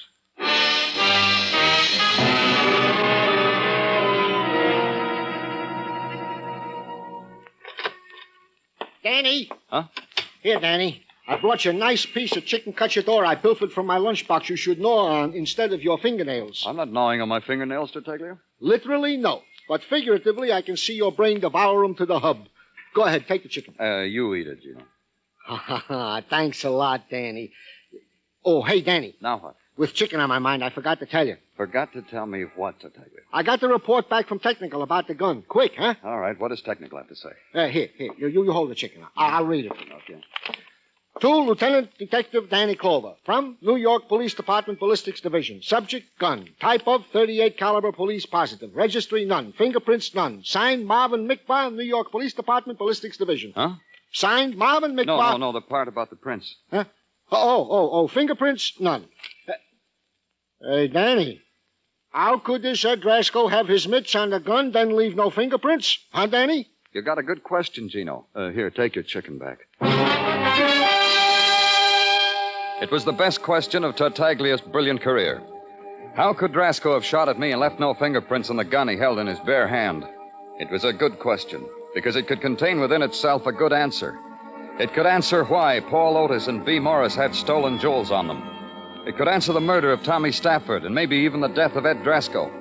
And for the answer to a question that already has an answer, you go to a clairvoyant, to someone who reads head bumps like Madam Sybil's in Coney Islands, to her prop boy, Victor Amalfi. Madam Sybil offers herself to meditation. However, she will be with you within this moment. It's a detective. Salam, detective. Same to you, Victor. Where's Madam Sybil? Like I told you, in the back room, meditating. If you're here as a client, you'll have to wait for the madam. If you're here to pass the time of day, likewise. You're 2 times wrong, Victor. I want you and Sybil for murder. You make a hobby of this? You point a finger, say you're a murderer, and this makes a murderer, huh?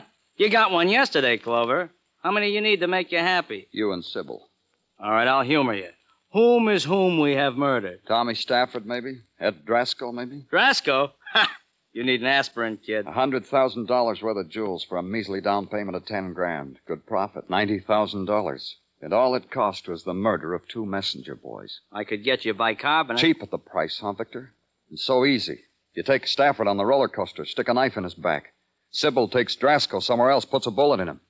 What'd you do with the jewels? Put them in the safe after I left? Let's take a look at the safe, huh, Victor? A little thing. One little thing. I read in the papers you got 2 birds with stolen diamonds in their mouths. Diamonds the madam bought and never got. You must know about that, Victor. You planted them. You planted them on Paul Otis and B. 2 people whose business it was to be near the scene of the crime. It almost worked. Now let's look at the safe, huh? First you have to get by Victor, detective. That ain't gonna be easy. Let's try, shall we, Victor? Are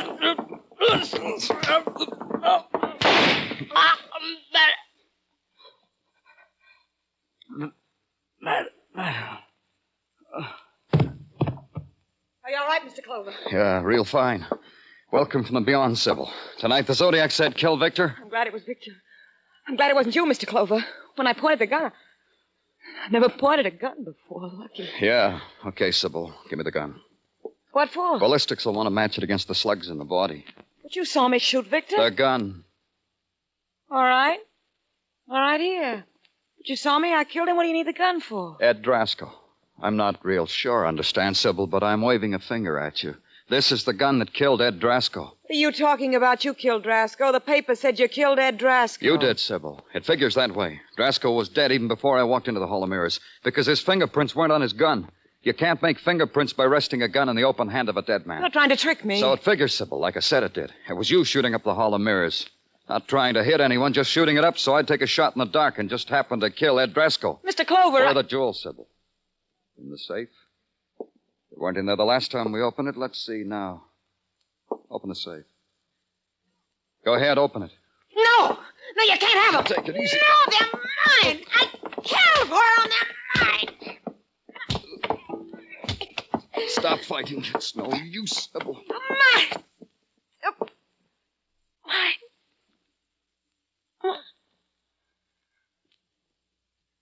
They're not mine, are they? Let's go, Sybil.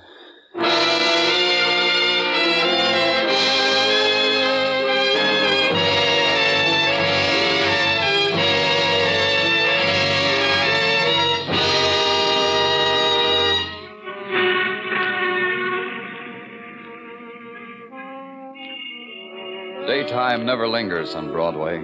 They shut it off by lighting the spectaculars. Then Broadway's happy. It leans into the night and screams. You turn a corner and run toward it. It's right there waiting for you. Start screaming too, kid, because it'll explode right in your face. It's Broadway, the gaudiest, the most violent, the lonesomest mile in the world. Broadway, my beat.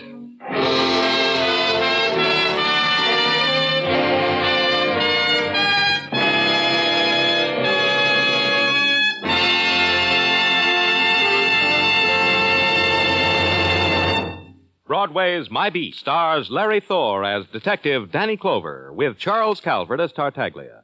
The program was produced and directed by Elliott Lewis. The musical score was composed and conducted by Alexander Courage. Included in the cast tonight were Byron Kane, Betty Lou Gerson, Sylvia Sims, Jerry Hausner, Jack Crucian, and Peter Lee.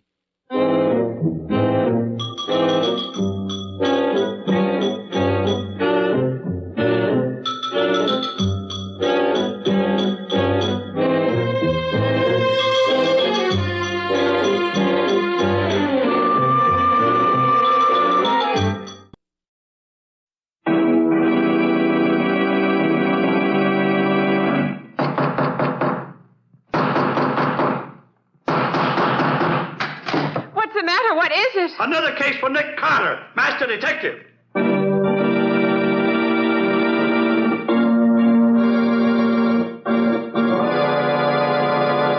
Yes, it's another case for that most famous of all manhunters, the detective whose ability at solving crime is unequaled in the history of detective fiction.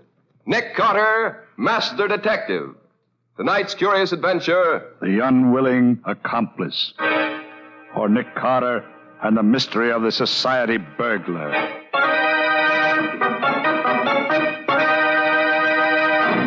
Hello, Lieutenant. What's new and interesting? Well, if it ain't my old friend Nicholas Carter. Him that used to be a detective. Yeah, what do you mean, used to be? Sure, my boy, tell me. How does it feel to be old and retired? Oh, come now, Riley. I get it. You're a little peeved because I've turned down those few cases you've offered me lately. It's not a few separate cases, Nick. It's all been the same gang, I'm sure of it. They're the slickest bunch this department's ever been up against. We need your help, Nick. Look at this. Came over the wire only this morning. Another society robbery. Quite a haul. Yes, my boy, quite a haul. $75,000 in gems right out of the vault. What do you say now, Nick? Riley, I think you're right. Looks like the same hand in every job. Well? Well, I suggest that for your criminal, you look for someone who's accepted in the homes of society. And is just about the greatest safecracker in the country as well. Oh, thank you, Nick. That's a very great help, I'm sure. Oh, I'm sorry, Riley, but really, I'm not interested. You know I don't take a case unless... Well, what in the name Wow, that was close. That stone missed you by inches. So, somebody's trying to bean me now, is it? Well, I'll fix that. Now, wait a minute, Riley. That isn't it. This seems to be a little matter of communication. Communication? Yes, look. There's a note tied to that stone. Well, now, hand that over here. Here you are. Let's see what is it. Well, listen to this, Nick. My dear Lieutenant Riley, since the jobs I have pulled off lately have so completely mystified your department, may I suggest that you call upon the services of your very good and able friend, Nicholas Carter. What's that? It won't help much, of course, but at least I'll then have an adversary more worthy of my talents. You see, I'm varying the pattern and going on to much bigger things. Today it has been the National Loan and Trust Company. It is not only theft, but murder as well. Well, Nick, what do you make of that? Very interesting. Interesting, is it? Why, the cheek of him. The National Loan and Trust Company, he says. And murder, he says. We're dealing with a conceited maniac. Give me that phone. I'm going to check up on this. Unless it's now 5:30 on Saturday afternoon, Riley. I doubt that you'll find anyone at the bank. Excuse me, Lieutenant. Yeah? There's a lady and gentleman here to see you. They say it's most urgent. Well, what are you waiting for? Show 'em in. Yes, sir. This way, please. Thank you. Lieutenant Riley? Yes? Permit me to introduce myself. I'm Butler Pierce, and this is Miss Olive Belden, my fiancée. I'm pleased to make your acquaintance. Now, what can I be doing for you? You can help us find Miss Belden's father. He's missing. Oh, missing, huh? Yes, Lieutenant. Dad's been gone for hours, and I'm beginning to fear something dreadful may have happened. Oh, excuse me. This is Nick Carter, Miss Belden, and Mr. Pierce. Nick Carter, the detective? The same, Miss Belden. Oh, I'm so glad, Mr. Carter. Would you, I mean... Isn't your alarm somewhat unwarranted? Your father hasn't been missing very long, I take it. That's true, Mr. Carter. Only 3 hours to be exact, but under the circumstances... What Miss Belden means, Mr. Carter, is that it seems as if her father had disappeared into thin air. How do you mean, Mr. Pierce? Well, the last time she saw him, it was through the living room window. From there, she could look out over the court into his private office at the bank. And when she... Bank? Did you say bank, Mr. Pierce? Why, yes. Olive's father is Wayne Belden, president of the National Loan and Trust Company. Did you hear that, Nick? The National Loan and Trust Company. Yes, Riley. There's not a minute to be lost. Come on.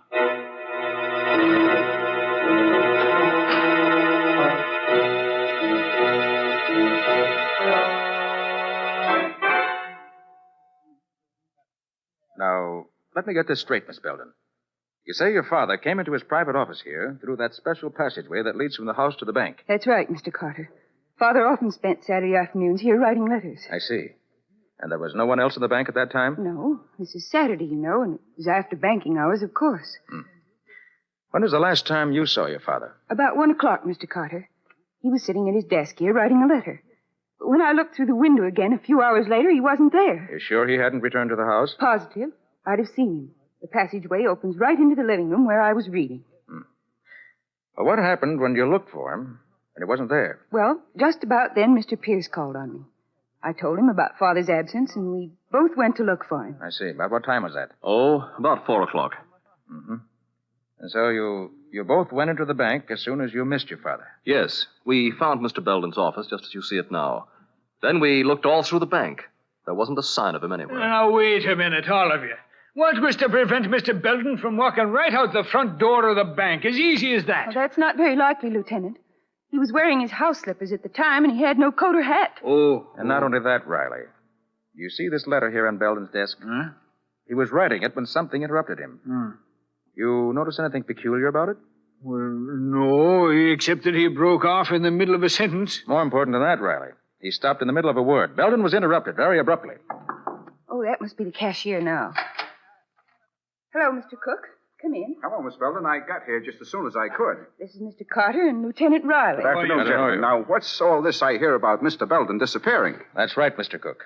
But I've an idea he'll soon be found. What do you mean by that, Mr. Carter? I've asked Mr. Cook to come down here because, as the cashier of the bank, he's the only one beside Mr. Belden who knows the combination to the large vault. And I want that vault opened. Immediately. But that's impossible, Mr. Carter. The large vault operates on a time lock. It can't be opened until 9 o'clock Monday morning. We can't wait that long. It must be open now. I'm sorry, Mr. Carter. That's impossible. Then I'll do it myself. But it's impossible, I tell you. Give me 1 hour and we'll see how impossible it is.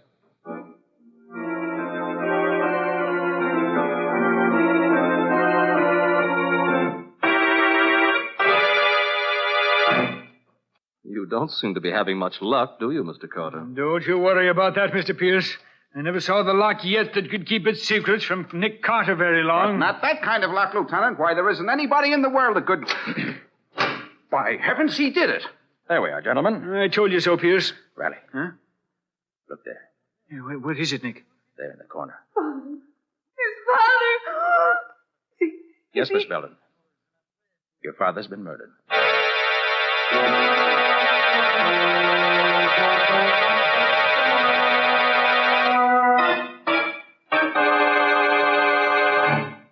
How's Miss Belden, Riley? Oh, she's all right now, Nick. Mr. Pierce took her back to the house. Good. Well, Mr. Cook, have you finished examining the contents of the vault? Yes, Mr. Carter, and you were right. There has been a robbery. $50,000 is missing. Well, I'll be just as the note said, Nick. Remember? Theft and murder. Yes, Riley.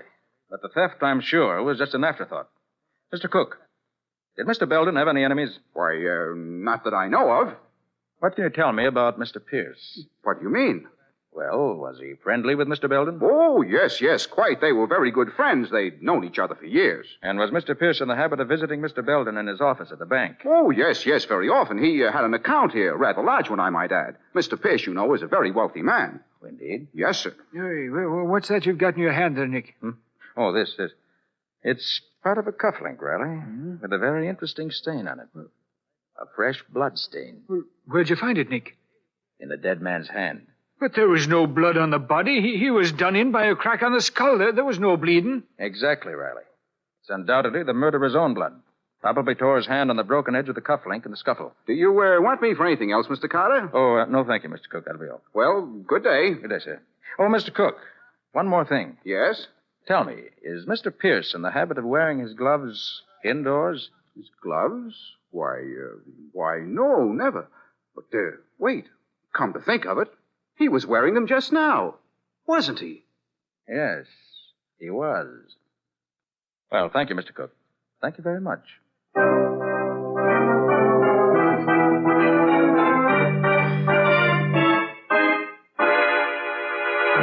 Confound it, Patsy. This is the strangest case I've ever worked on.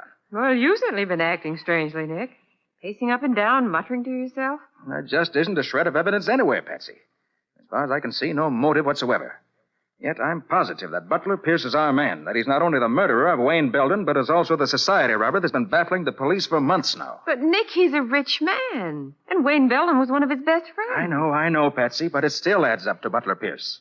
Look, he was thoroughly familiar with the bank, thoroughly familiar with Wayne Belden's habits. He called at the Belden house after the crime had been committed. He wore his gloves indoors, which might have been to conceal a bad scratch from a broken cufflink. He arrived at police headquarters immediately after that stone had been thrown through the window. But, Nick, Miss Belden was with him when he called to see Riley. Surely you don't think he could have thrown that stone? No, Patsy. But his chauffeur could have. While they were entering the building. His chauffeur? Yes. It was he who set me thinking on this line originally. Well, what do you mean by that? Patsy, I got a good look at that chauffeur. And I'm sure I've seen him somewhere before. A long time ago. Oh. And he wasn't on the right side of the law either. Well, it all sounds like a big hunch to me, Nick. Yes, you're right, Patsy. It's just what it is. A big hunch. Although I have to admit your hunches are usually pretty good. Patsy, I feel so sure this hunch is right, I'm going to play it for all it's worth.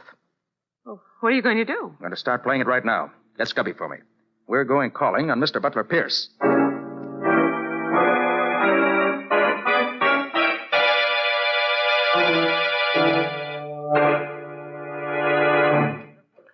You're taking a long time opening that safe, Nick. Well, it's a tough baby, Scubby.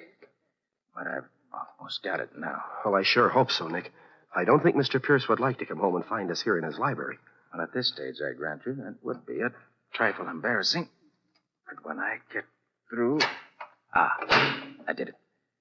Now, let's see what we have here. No, not there. Scubby, look at this. Why, it's full of jewelry. And it's the real stuff. Yes. Unless I miss my bet, every piece of it will answer the description of some stolen gem. Well, let's see what else now. Uh-oh. What's that, Nick? What does it look like? It looks like a package of bills. And all big ones, too. That's exactly what it is, Scubby. Let's see how much. 5, 10... Boy, look at those $1,000 bills. 25, 30, 40, 45, $50,000, Scubby. The exact amount stolen from the bank. Well, of course, it could be a coincidence, Nick. Yes, it could be, but I doubt it. This does it. Scubby, we don't have to speculate any further. No? This letter I found on the drawer here clears up everything. Listen to this. Yeah. Dear Butler, this is a warning to you to permit you to escape if you care to do so. I have definite proof that you're a thief, and on Monday morning I shall place that proof before the proper authorities. You have until that time to escape. Signed, Wayne Belden. Gosh, Nick. Yes, Scubby, gosh. And there we have the motive for Wayne Belden's murder. So your hunch was right after all, Nick. The rich Mr. Pierce is nothing but a thief. And a murderer, Scubby. Oh, well, look, Nick, you better get out of here. Scubby, it just came to me. What? Butler Pierce's chauffeur is really Jim Martin. I knew I'd seen him before. Jim Martin? I never heard of him, Nick. No, that was before your time. Oh. I tangled with him many years ago on the West Coast. One of the cleverest cracksmen in the business. He could open almost any safe I could. Oh, so that's it. He and Pierce have been working together. Yes. Pierce was the front and real brains, while Martin supplied the technical skills, so to speak. Oh, I see. Well, what now, Nick? Scubby? Yeah? I want you to clear out of here quick. Take Wayne Belden's letter with you. Mm-hmm. Get it to Lieutenant Riley immediately and tell him to pick up Jim Martin. Oh, well, what about Butler Pierce? Don't you worry about him, Scubby. I'm staying right here. I want to tackle Butler Pierce myself.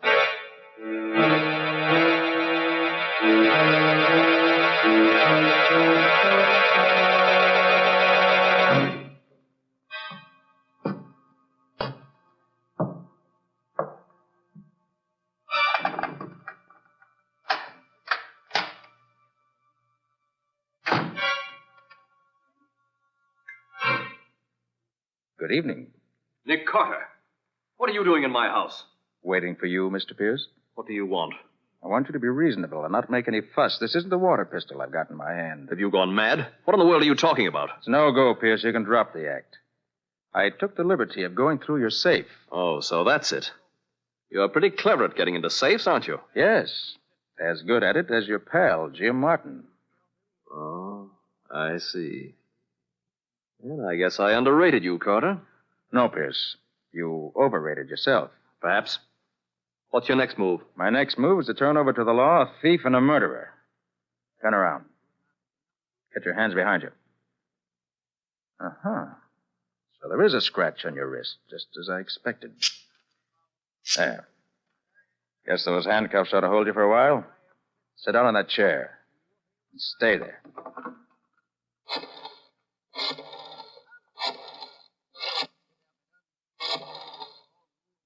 Police headquarters. Lieutenant Riley speaking. Oh, hello, Riley. This is Nick. Oh, yes, Nick. What is it? Riley, I got the murderer of Wayne Belden for you. Oh, you have, eh? Mhm. Good work. Who is it, Nick? Butler Pierce. Butler Pierce. Nick, are you sure you're not making a mistake? Quite sure. Scubby should be at my headquarters any minute now with all the proof you want. Where are you calling from, Nick? From Pierce's home. He's sitting in a chair right behind me with a pair of handcuffs on him. Oh. I'll expect you to... Nick, what is it? Hello! Hello!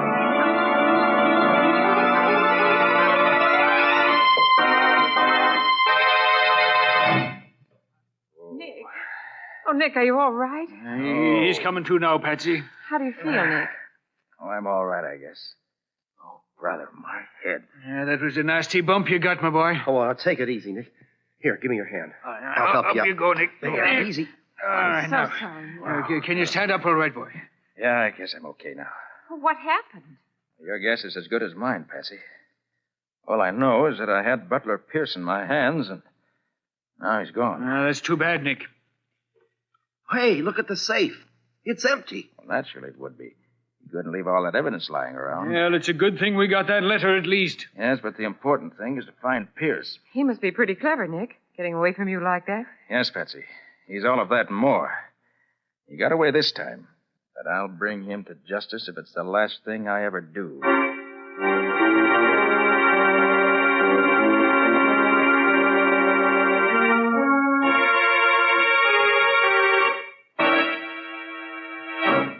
Well, Nick, we got Jim Martin anyway. Picked him up late last night. Good work, Riley.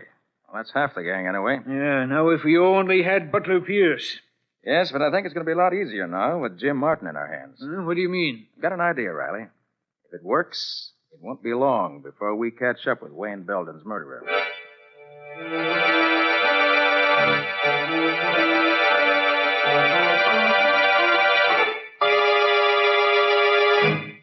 Well, Martin, we meet again.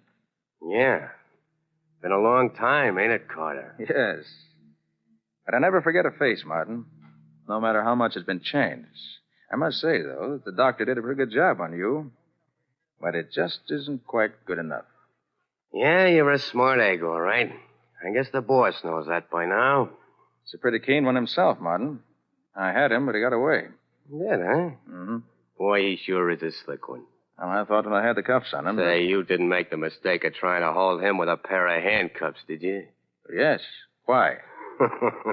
There ain't a pair made that could hold Butler Pierce. He's a regular whiz. Maybe so. Martin, you're in a pretty tough spot. Murder's serious business. Murder? Oh, no. You're barking up the wrong tree, Carter. I didn't have nothing to do with that. But you did open the vault at the bank. Sure. Like I done all the jobs for Pierce after he paved the way. But murder, that ain't my racket. Maybe not. But it'll go a lot easier with you, Martin, if you play ball. Meaning? You know where Pierce's hideout is. Sure. What about it? We want you to help us put the finger on him. Now, you ought to know me better than that, Carter. That's what I thought you'd say. I have a proposition for you, Martin. You help us track him down, we'll set you free. The answer is still the same. I'm no stool pigeon. Well, Martin, we're going to let you walk out of here anyway. What do you say to that? I say it won't work, Carter. What do you mean? Listen, I'm onto your game. You're going to set me loose so you can tail me. Ain't that it? Because that's the last thing I'd ever do. And I'm telling you that right now. And yet, Martin, that's exactly what you're going to do. Lead us right to Butler Pierce. You must be off your nut. I wouldn't even try to go near him. In fact, I'd do everything I could to throw you off. I know that, Martin. And yet, in spite of yourself, you're going to help us catch Butler Pierce.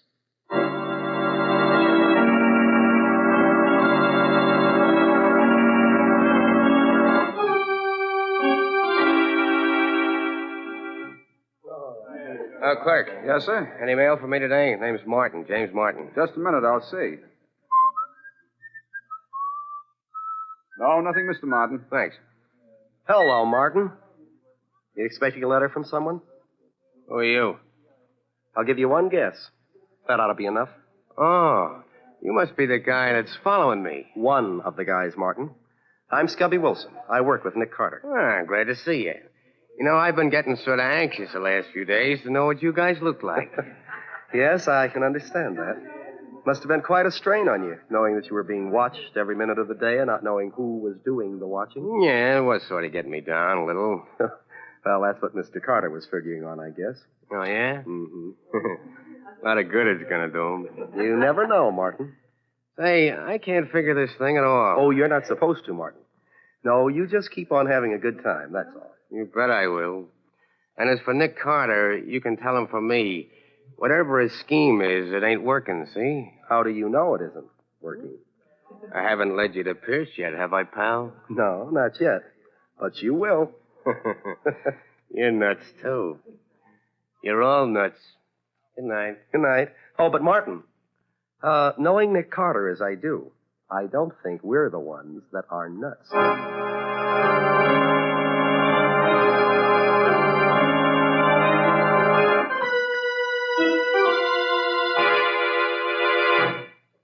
Well, Nicky, you don't look like that little plan of yours is going to pay off, does it now? Be patient, Riley. Just a question of time is all. But Martin's been on the loose now for over 2 weeks. How much longer are we going to wait, Nick? As long as necessary. Oh, are we now? Yes, Riley, you agreed. Yeah. I'm positive that what we're doing is the one sure way of getting on Pierce's trail. It sure don't seem very positive to me. You've got plainclothes men and detectives out looking for him, haven't you? Well, sure. We set out a general alarm just as soon as Pierce got away from you. Have they brought him in yet? Well, no. See what I mean? My way's slow, Riley, but it's sure. Well, Nick, all I can say is I wish I was as sure of that as you are. If we don't get Pierce this way, they're going to laugh me right out of the department, using up valuable men and time just keeping an eye on a scoundrel that should be behind bars this very second. He will be, Riley. Just as soon as we get Pierce, too. They keep him company. Police headquarters. Lieutenant Riley speaking. Yeah, he's here. For you, Nick. Yeah. Thanks, Riley. Oh? Oh, yes, Scubby. Yeah? Oh, you did it. Okay, that's fine, Scubby. Good work. So long, Scubby. Well, Riley, it looks like this is it. Yeah? What happened? Did Martin finally get in touch with Pierce? No, Riley. It happened as I expected. The mountain came to Mohammed. Huh? Who did what? Unless I'm very much mistaken, Pierce has finally got in touch with Martin.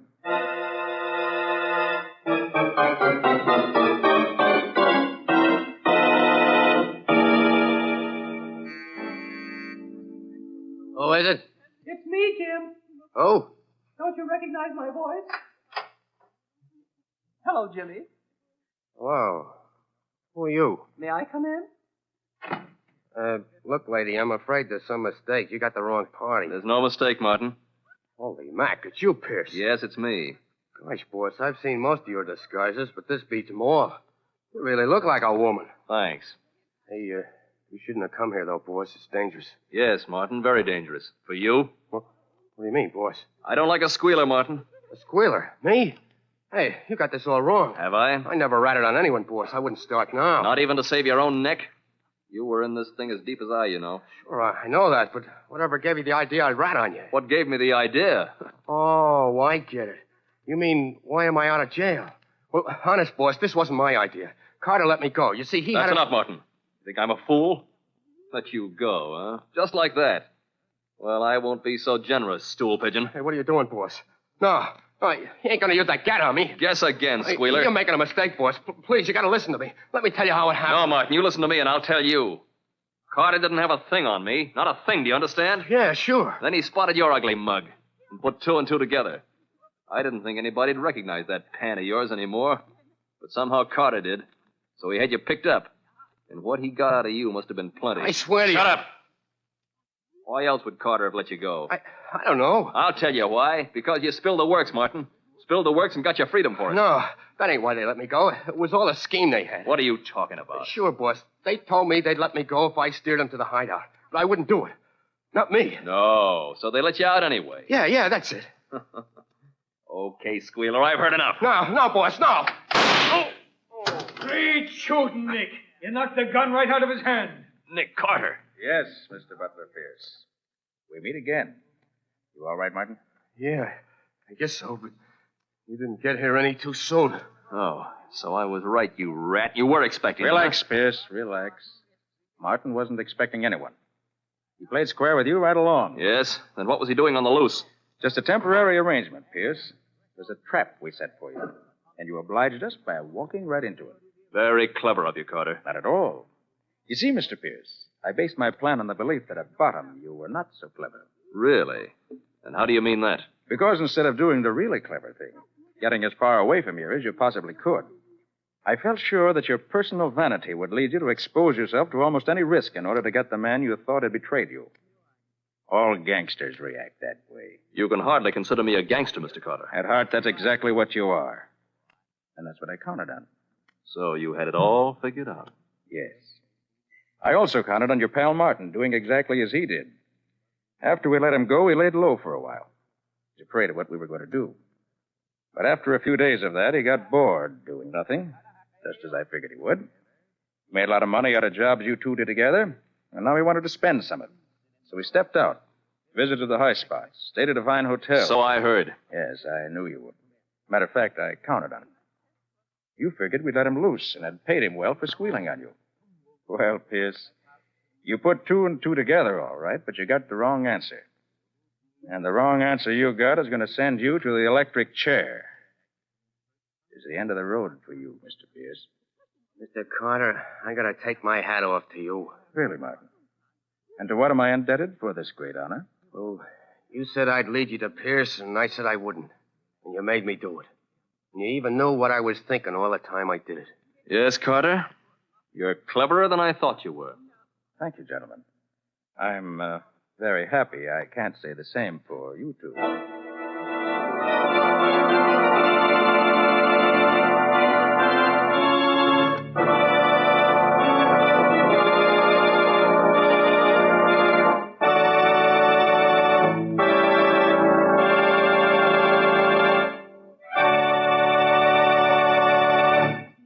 This has been another of the strange adventures of Nick Carter, Master Detective, which are brought to you regularly at the same time each week by WOR Mutual. What's your story going to be next week, Nick? Well, the title of the story that I want to tell you next week really gives you the clue to the whole thing. I call it The Corpse in the Cab. Oh, you mean, I suppose, that you're going to tell us how the corpse got into the cab, who the corpse was, and so on. Is that the idea? That's the idea, Mr. Scott. But it's not nearly as simple as it sounds when you tell it. There were no clues on the corpse.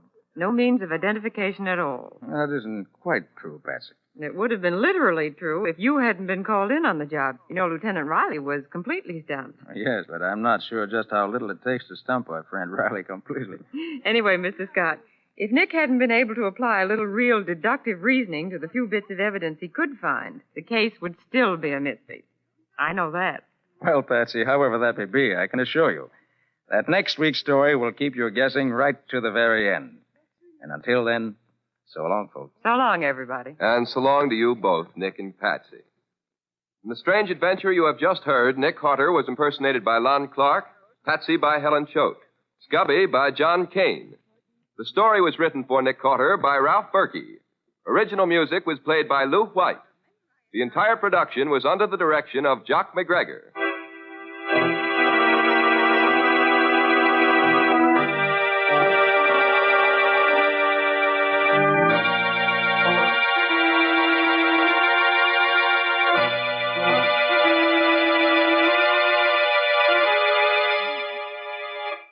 Next week at the same time, listen to another curious experience of Nick Carter entitled The Corpse in the Cab, or Nick Carter and the Mystery of the Murder in the Park.